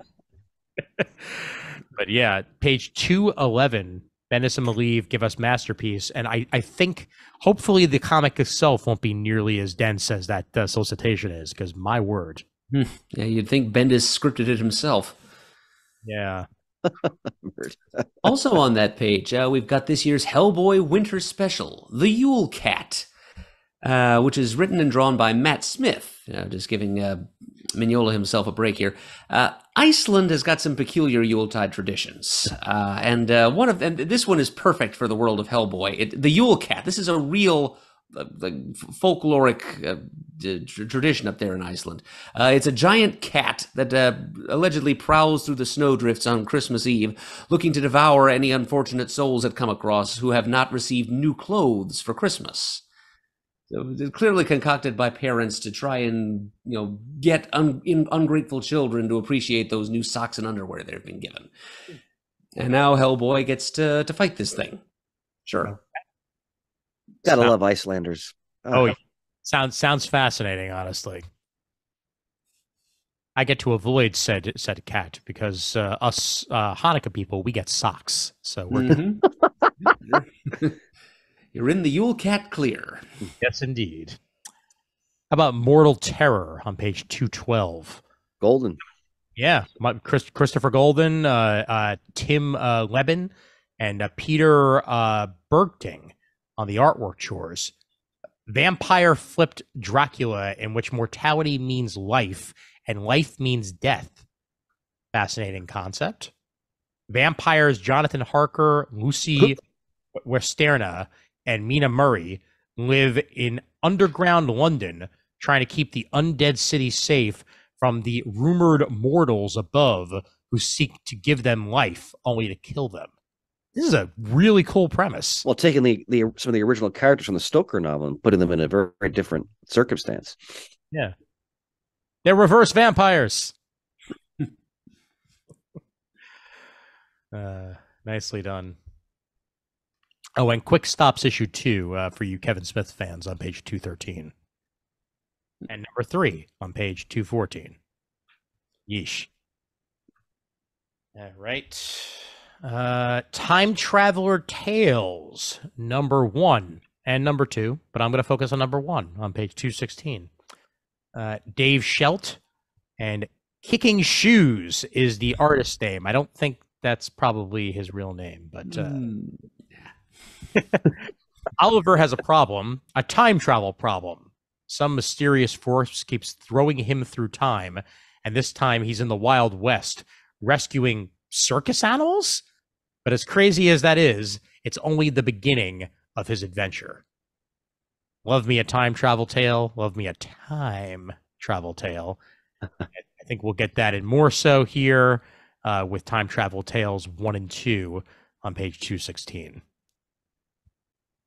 A lot of stuff to talk about in Dark Horse this month, I'll tell you. Takio, the complete collection, by the way. Bendis and Oming, well worth checking out on page 218. And onward we go to IDW finally. There's your Godzilla. Yep, it's the latest in the series of Godzilla Rivals one-shots. This time it's Jet Jaguar versus Megalon. This one has a special place in the heart of myself and also Julie Benson of the Benson sisters. Both of us watched Godzilla versus Megalon on VHS as youngsters. And this returns to that particular movie in which Godzilla gets to team up with a size-changing super robot who is definitely not Ultraman as they battle the giant beetle monster Megalon. No, it's not Ultraman. It's Ultraman. Exactly. Hell of a lot of fun there. Once again, the outstanding Star Trek comics that IDW has been producing. Yep. Colin Kelly, Jackson Lansing. Issue 15 of that, and we got issue 10. Cantwell doing Defiant. Great stuff. And the Picard's Academy series continues as well, as does the Strange New Worlds Scorpius run series. I know it's not till next summer, but I'm so looking forward to the third season of that show. Oh, yeah. God. Yep. At the bottom of page 223 there for fans of interdimensional trickster imps, Teenage Mutant Ninja Turtles Saturday Morning Adventures number 8 brings in the Turtles' own version of Mixus Pitlick, a guy named Mr. Og, who plays magical tricks and eats ancient Chinese pottery. He's abducted the turtles and taken them to an interdimensional tribunal for breaking the fourth wall. That is the crime of which they're accused. So it's meta. It's yeah. I remember the episode Mr. Og appeared in, and I'm tempted to buy this issue just to revisit. So people like people who are fans of Batmite and Mr. Mix's Pitlick, for example, this is a good issue for you. Yeah, and there's extra stories involving Wingnut and Screws, for that matter, in the same issue. Whose action figures I owned as a youth. So, yeah. I think I may just be in. Oh, wait a minute. Wait. Hold on. Mm-hmm. The Mighty Marvel calendar book of visual history. Yep, I knew All that. Right, so I had a lot of these calendars. I got them like in different collections when I was a retailer from the 70s. They're awesome. So many great images in them. I took a bunch and put them on the walls of my back room, my store. But this is no doubt going to be a great collection. Definitely. Page 225 for that. On that same page, X-Men, the art and making of the animated series is available by Eric Lewald, giving you a behind-the-scenes art book of that. And the essential item, Fantastic Four #1, panel by panel by Stan and Jack. And I got a Spider-Man one right above that, Ian. Indeed. Yep.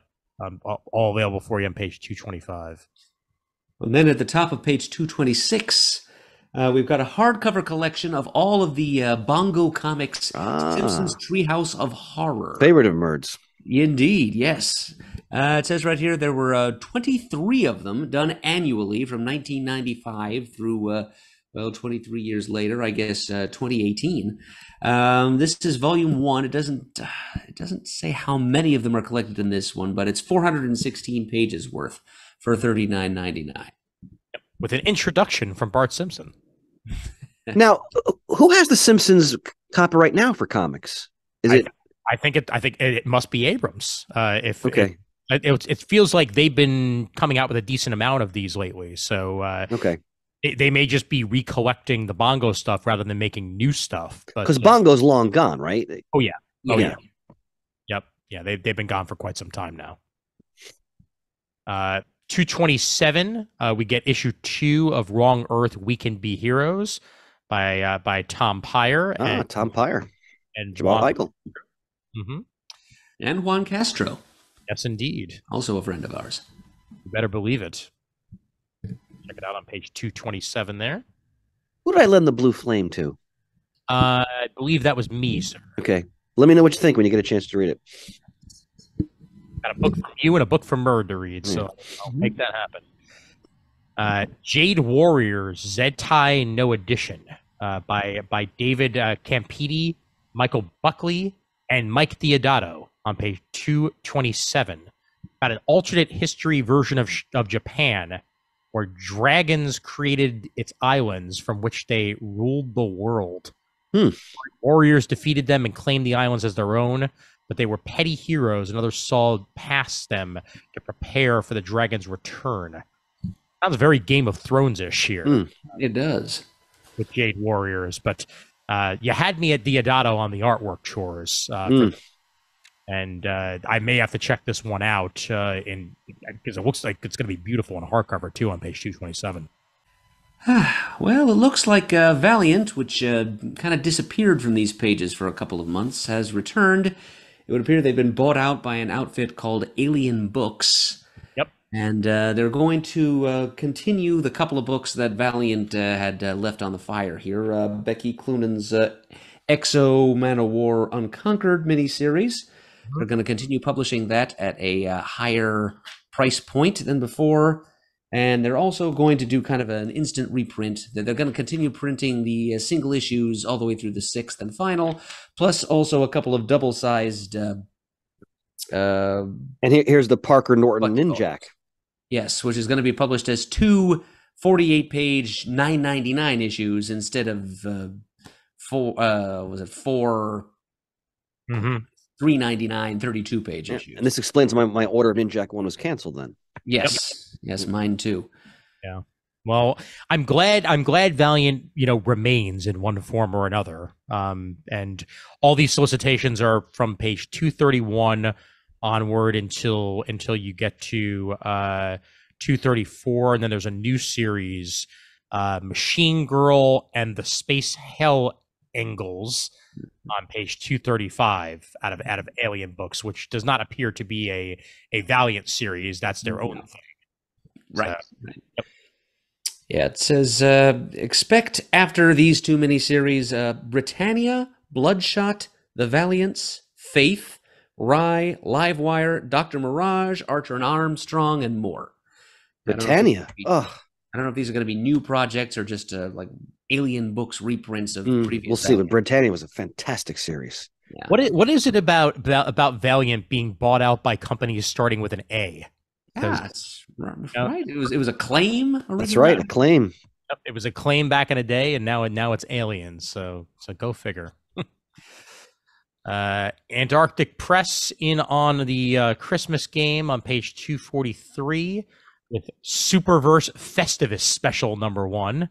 I'm sorry, it's Festivus, not Christmas. It's Festivus for the rest of us.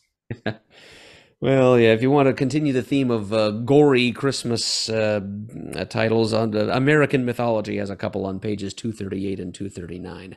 Not that people need to check those out. I just want to point out that it is indeed an identifiable trend. Scary. That's so gratuitous. Yeah, that's a bit much. Oh, boy. Man. And then this is more like it. 245, Sabrina the Teenage Witch Holiday Special. Kelly Thompson on the scripting Danielle Page on co-scripting, Veronica Fish, Andy Fish, and Veronica Johnson on the artwork chores. Beautiful cover. Gorgeous. Absolutely gorgeous. Sabrina returns in a Solstice one-shot special December 13th, 2023 on page 245. And here you go, Murd. Page, yep, this year's Archie Christmas Spectacular. This is a Christmas comic that I will actually buy. Yep. Scripted by Tom DeFalco. Oh. And so that's on the lead story, and looks like there's going to be some other material, probably classic Archie holiday reprints, which is just fine by me. I'm sure. Yep. And 50 years of Archie Digest celebrated on the very next page, 247, Archie's Pep Comics. I remember checking out the supermarket as a kid. You always saw the digest right in the register. Of course. Yep. You and me Archie's both. Pep Comics is a cross-section of Archie stories appearing in that title for over its full run from the early 40s through the early 80s. Excellent. On that note, I must apologize. I've reached my time limit. All good. Due to the increasingly abysmal demands of having to get up quite early. I understand immensely, my friend. But hopefully in a few more years, I'll be free and then can stay up as late as I want. Brothers, I wish you both well. And of course, we'll talk soon. Excellent. Good night, my friends. Take care. Yep. Sleep Ciao. well, Chris. Thanks, brother. Take care. All right. You and Me, Murd, page 259. Holiday Spirits graphic novel. All right, fine. Collecting 10 original stories of Christmas past, present, and future, filled with suspense and thrills. Yeah, okay, it's another one of those. Yeah. Well, it's not as bad as some from the looks of it. That is true. Yep. And this introduced by 3 ghosts of Christmas made famous by the book The Christmas Carol by Charles Dickens. For this anthology. Yeah, it comes right and says it's a horror anthology. Well, that's too bad. But again, at least it's not as overtly gory as something like, well, that thing from American mythology we just saw. Very, very true. Yes. 260, BBC Books brings us Doctor Who Rose, the illustrated edition. Mentioning this one for Pansy, as Russell T. Davies on the writing chores and Robert Hack on the artwork, as we get some illustrated editions of Rose Tyler's time as the Doctor's companion. Yep, I assumed that Rose was a companion. Yes, indeed. Do we know to which Doctor? Yes. Well, do you? I should say. I certainly don't. So she was the compatriarch for 9 and 10. So she started out with the return of Doctor Who, the Christopher Eccleston Doctor, and then finished out with David Tennant's Doctor. Okay. Yep. So check that out on page 260. Further down, further along. My God, are those a lot of Boundless, and we do not need any of that in our lives. Thank you very much. Agreed. Okay. DC Superheroes Bedtime for Batman picture book, soft cover for the kiddos on page 275. It's a storybook with a lot of Batman in it. If your kids are into Batman in any way, this is a picture book for you on page 275. Michael Dahl on the writing and Ethan Beavers on the artwork. Yep, it's like Goodnight Moon, but with Batman. Exactly. Nothing wrong with that. Crestar and the Night Stallion, The Legend Begins. This is a trade paperback on page 277. Introducing Crestar and the Night Stallion, a hilariously epic new superhero adventure.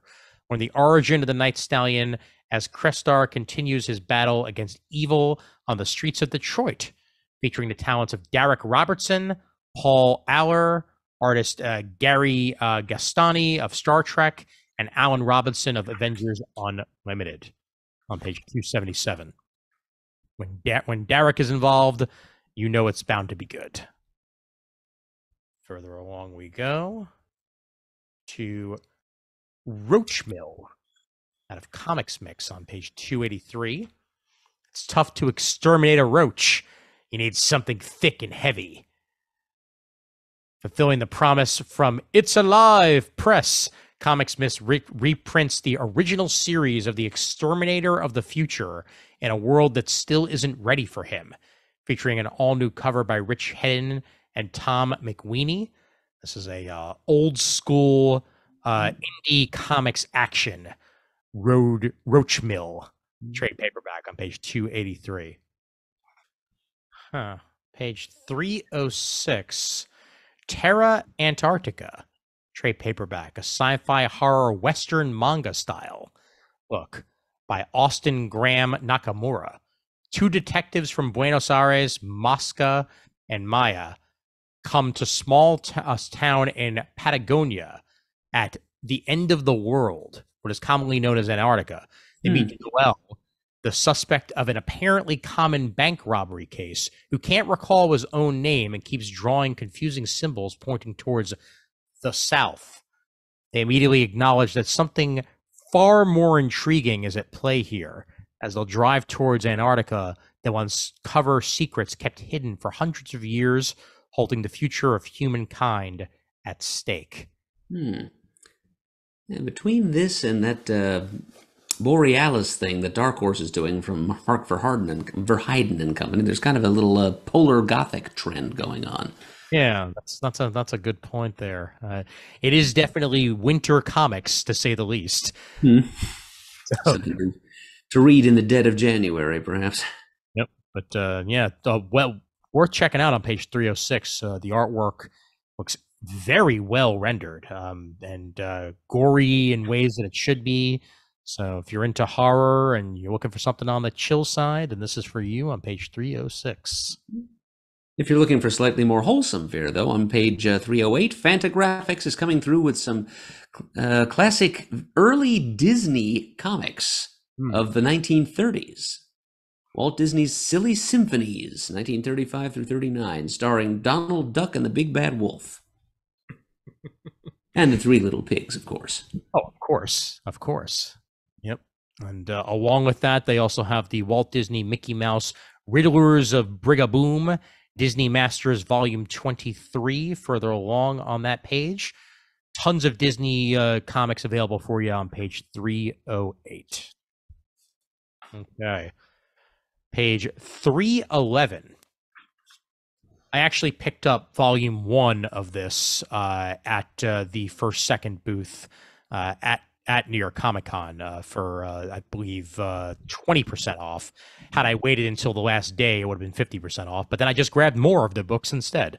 But Homicide, the graphic novel, part 2 is spotlighted here by Philippe Squarzoni and David Simon on the writing chores, and Squarzoni is also on the artwork, as this is part 2 of the Homicide story.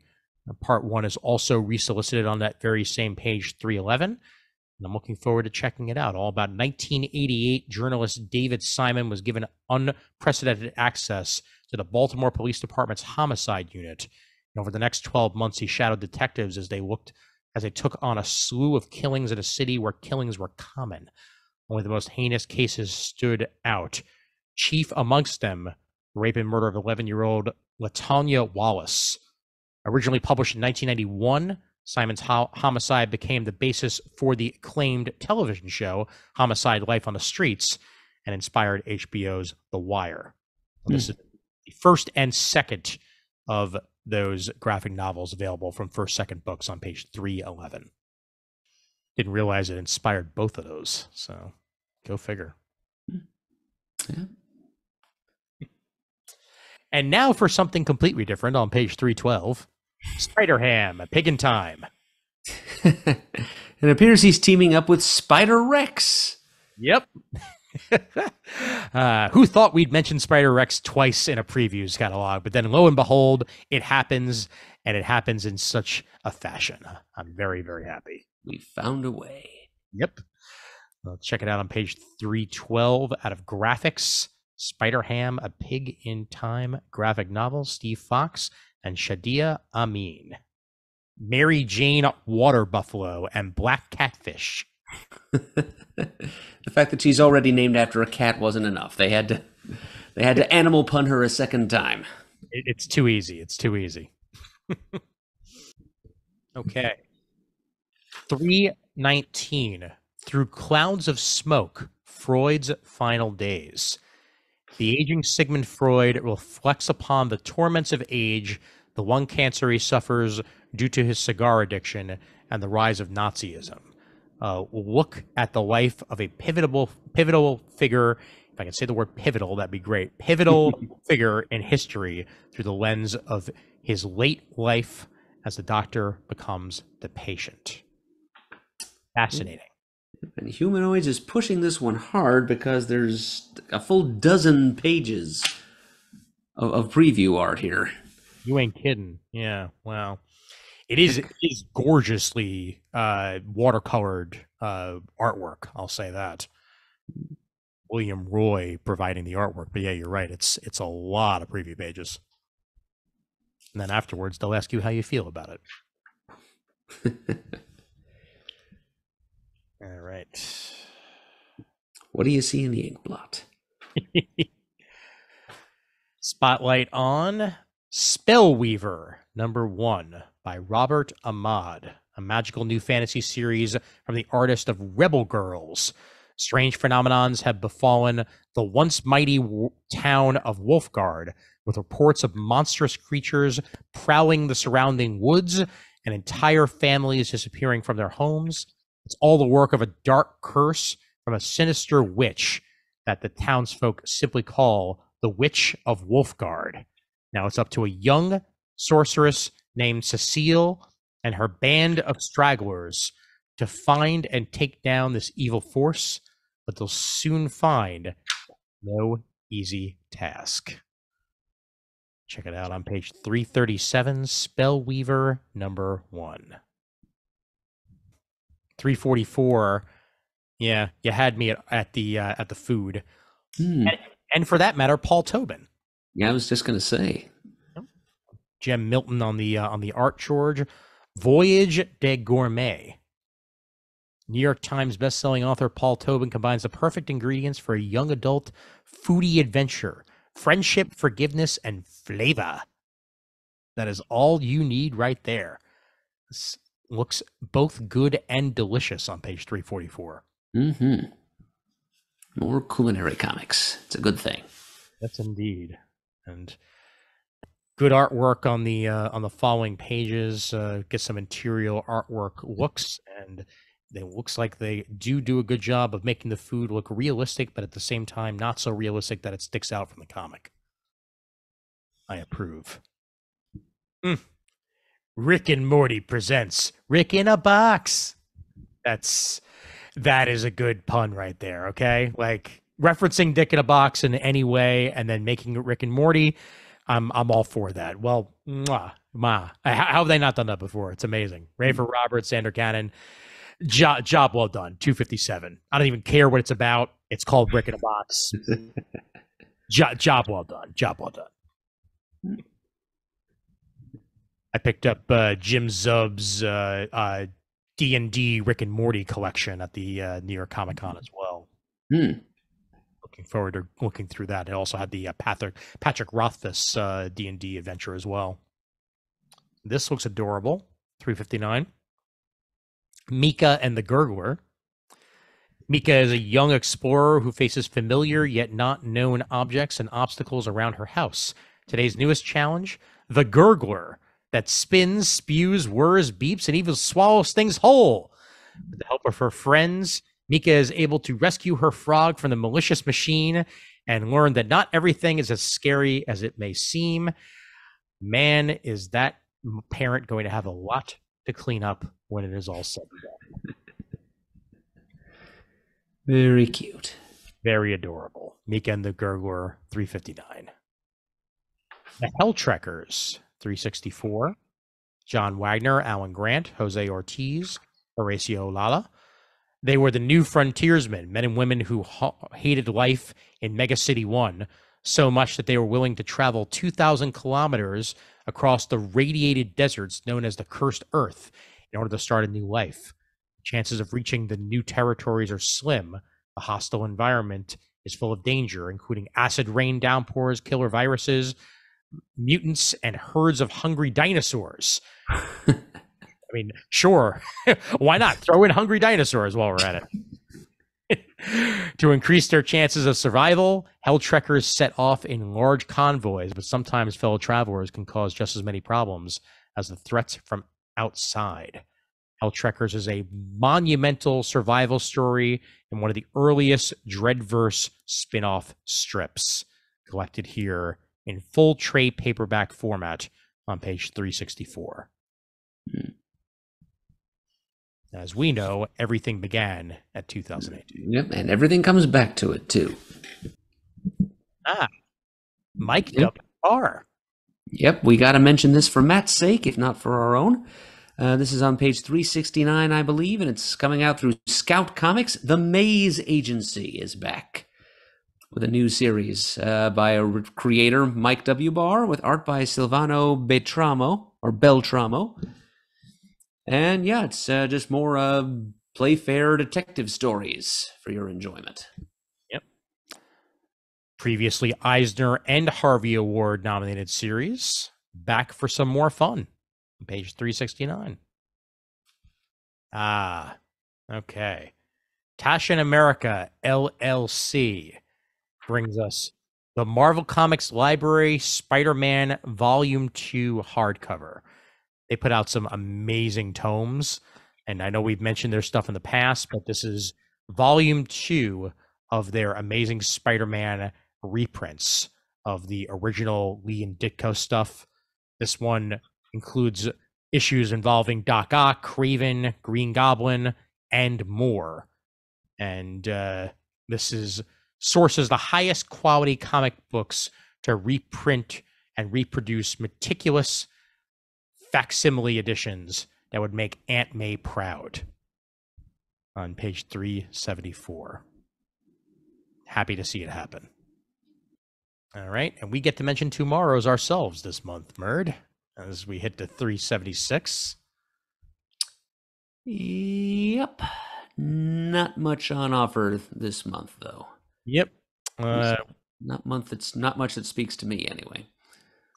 Well, the EC Comics fans will enjoy Alter Ego 186 as we spotlight Angelo Torres, the youngest and last of the fabled EC Comics artists, who went on to a fabulous career as a horror, science fiction, and humor artist for Timely / Marvel, Warren, and Mad Magazine.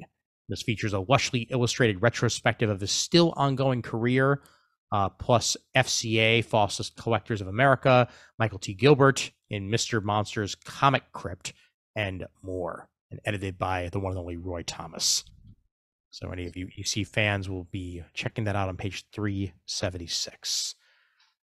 On that same page for comic historians, Marvel Comics in the 1980s, softcover, third volume in Pierre Comatois' heralded series, covers Marvel's final historical phase, when the movement begun by Stan Lee, Kirby, and Ditko moved into a darker 80s era that is yet to run its course. Page 376.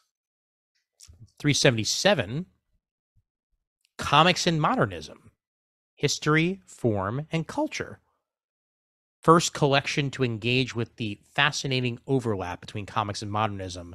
Since the 90s, cartoonist Art Spiegelman has made the case that comics are the natural inheritor of the aesthetic tradition associated with the modernist movement of the early 20th century.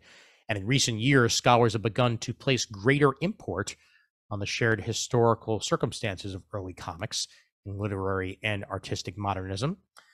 This book is a interdisciplinary consideration of myriad social, cultural, and aesthetic connections, and is well worth checking out for anybody who wants to get into the minutia of that. So Comics and Modernism, History, Form, and Culture, 377.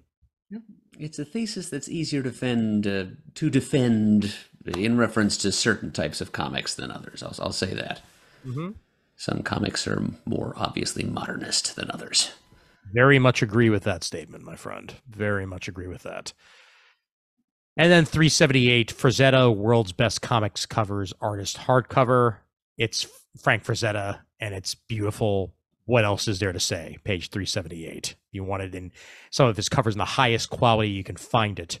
This is a coffee table book for you. All right. Anything before manga? Not a thing. Okay, then onward we go to manga. Onward.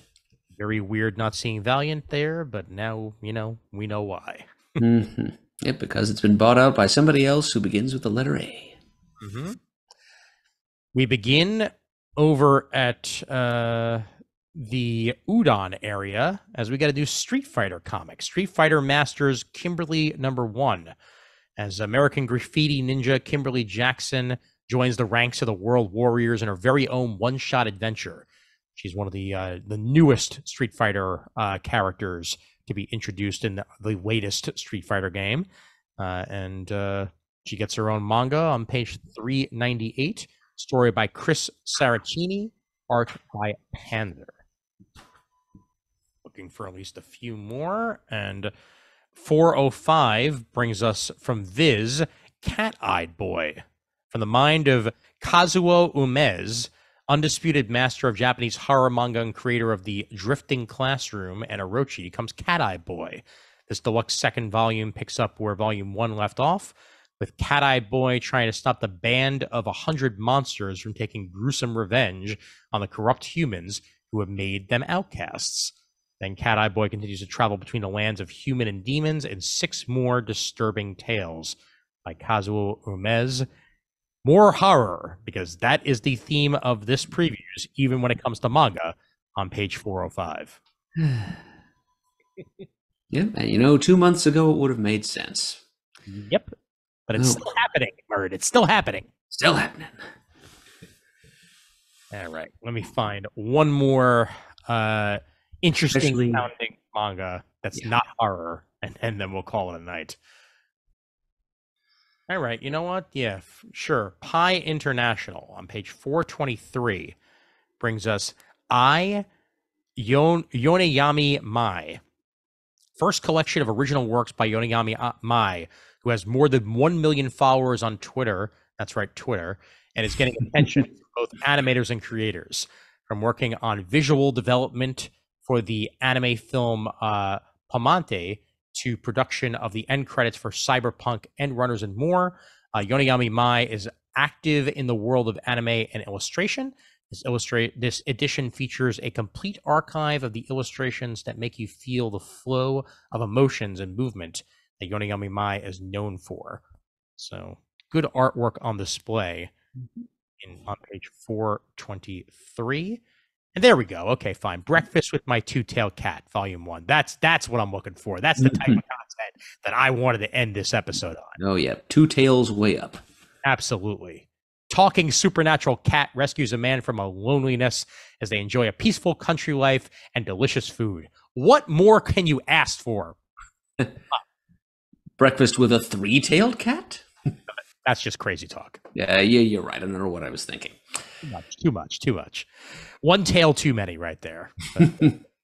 424, check it out. Breakfast with My Two-Tailed Cat, volume 1. And I think that's a bolt shot, unless you have any swag to talk about. Yep, I wasn't inspired to mention anything this month, so okay, let the bolt be shot. Excellent. Fantastic. And the 2-man crew finishes out previews in fashion. Boy, oh boy, are we happy to do so. Boy, oh boy, are we happy to have you so. Pew, pew, pew, pew, pew. For helping it happen at patreon.com/comicgeekspeak. We thank you so much for all that continued support of the show. We really do appreciate it. For as little as $1 a month, you can join in on the action, and we are happy campers whenever you do so. So thank you very much for that support. I will also mention, in case it doesn't wind up getting mentioned in the end credits, once again, we do have a Blue Sky account as well. So any of you who have abandoned the artist formerly known as Twitter for another place and want to get similar content, for now we're basically cross-posting. So anything that gets posted on the CGS Twitter account will wind up also getting posted to Blue Sky. But you can find us. Our name on there is also Comic Geek Speak. So do check it out. And we will continue to be doing that for the foreseeable future. So fire away. And you are actually ready to go. So the end credits are yours, sir. All right. Thank you, sir. If you'd like to just send us an email, you can do so at comicgeekspeak@gmail.com. Send us your comments there and also any Muddle the Merd submissions you might have on you. You can call us at 267-702-6642 if you'd like to leave us a voicemail message. You can like us on Facebook and also join our Comic Geek Speak supergroup there, where you can leave feedback on all our various episode releases and start discussion threads with all your fellow CGS listeners and friends. You can also go to the comicforums.vanillacommunity.com, our original forum community, where you can do pretty much the same thing. You can also follow us on Twitter. Yes, Twitter, which has more than one letter, where our handle is @ComicGeekSpeak, as Ian mentioned. You can also do that blue sky thing, whatever that is. Let's see, what else is there? We give special thanks, as always, to people who donate to the show monetarily, either recently or in the distant past. We truly appreciate it. The show would not be what it is without your continued support. If you'd like to follow along visually with our episodes, especially of the previews variety, so you can see what we see as we go through the catalog in digital form, you can go to youtube.com/comicgeekspeak, where all the videos of our various episodes are uploaded, so check that out if you're interested. And as always, we are uniting the world's mightiest heroes, one listener at a time.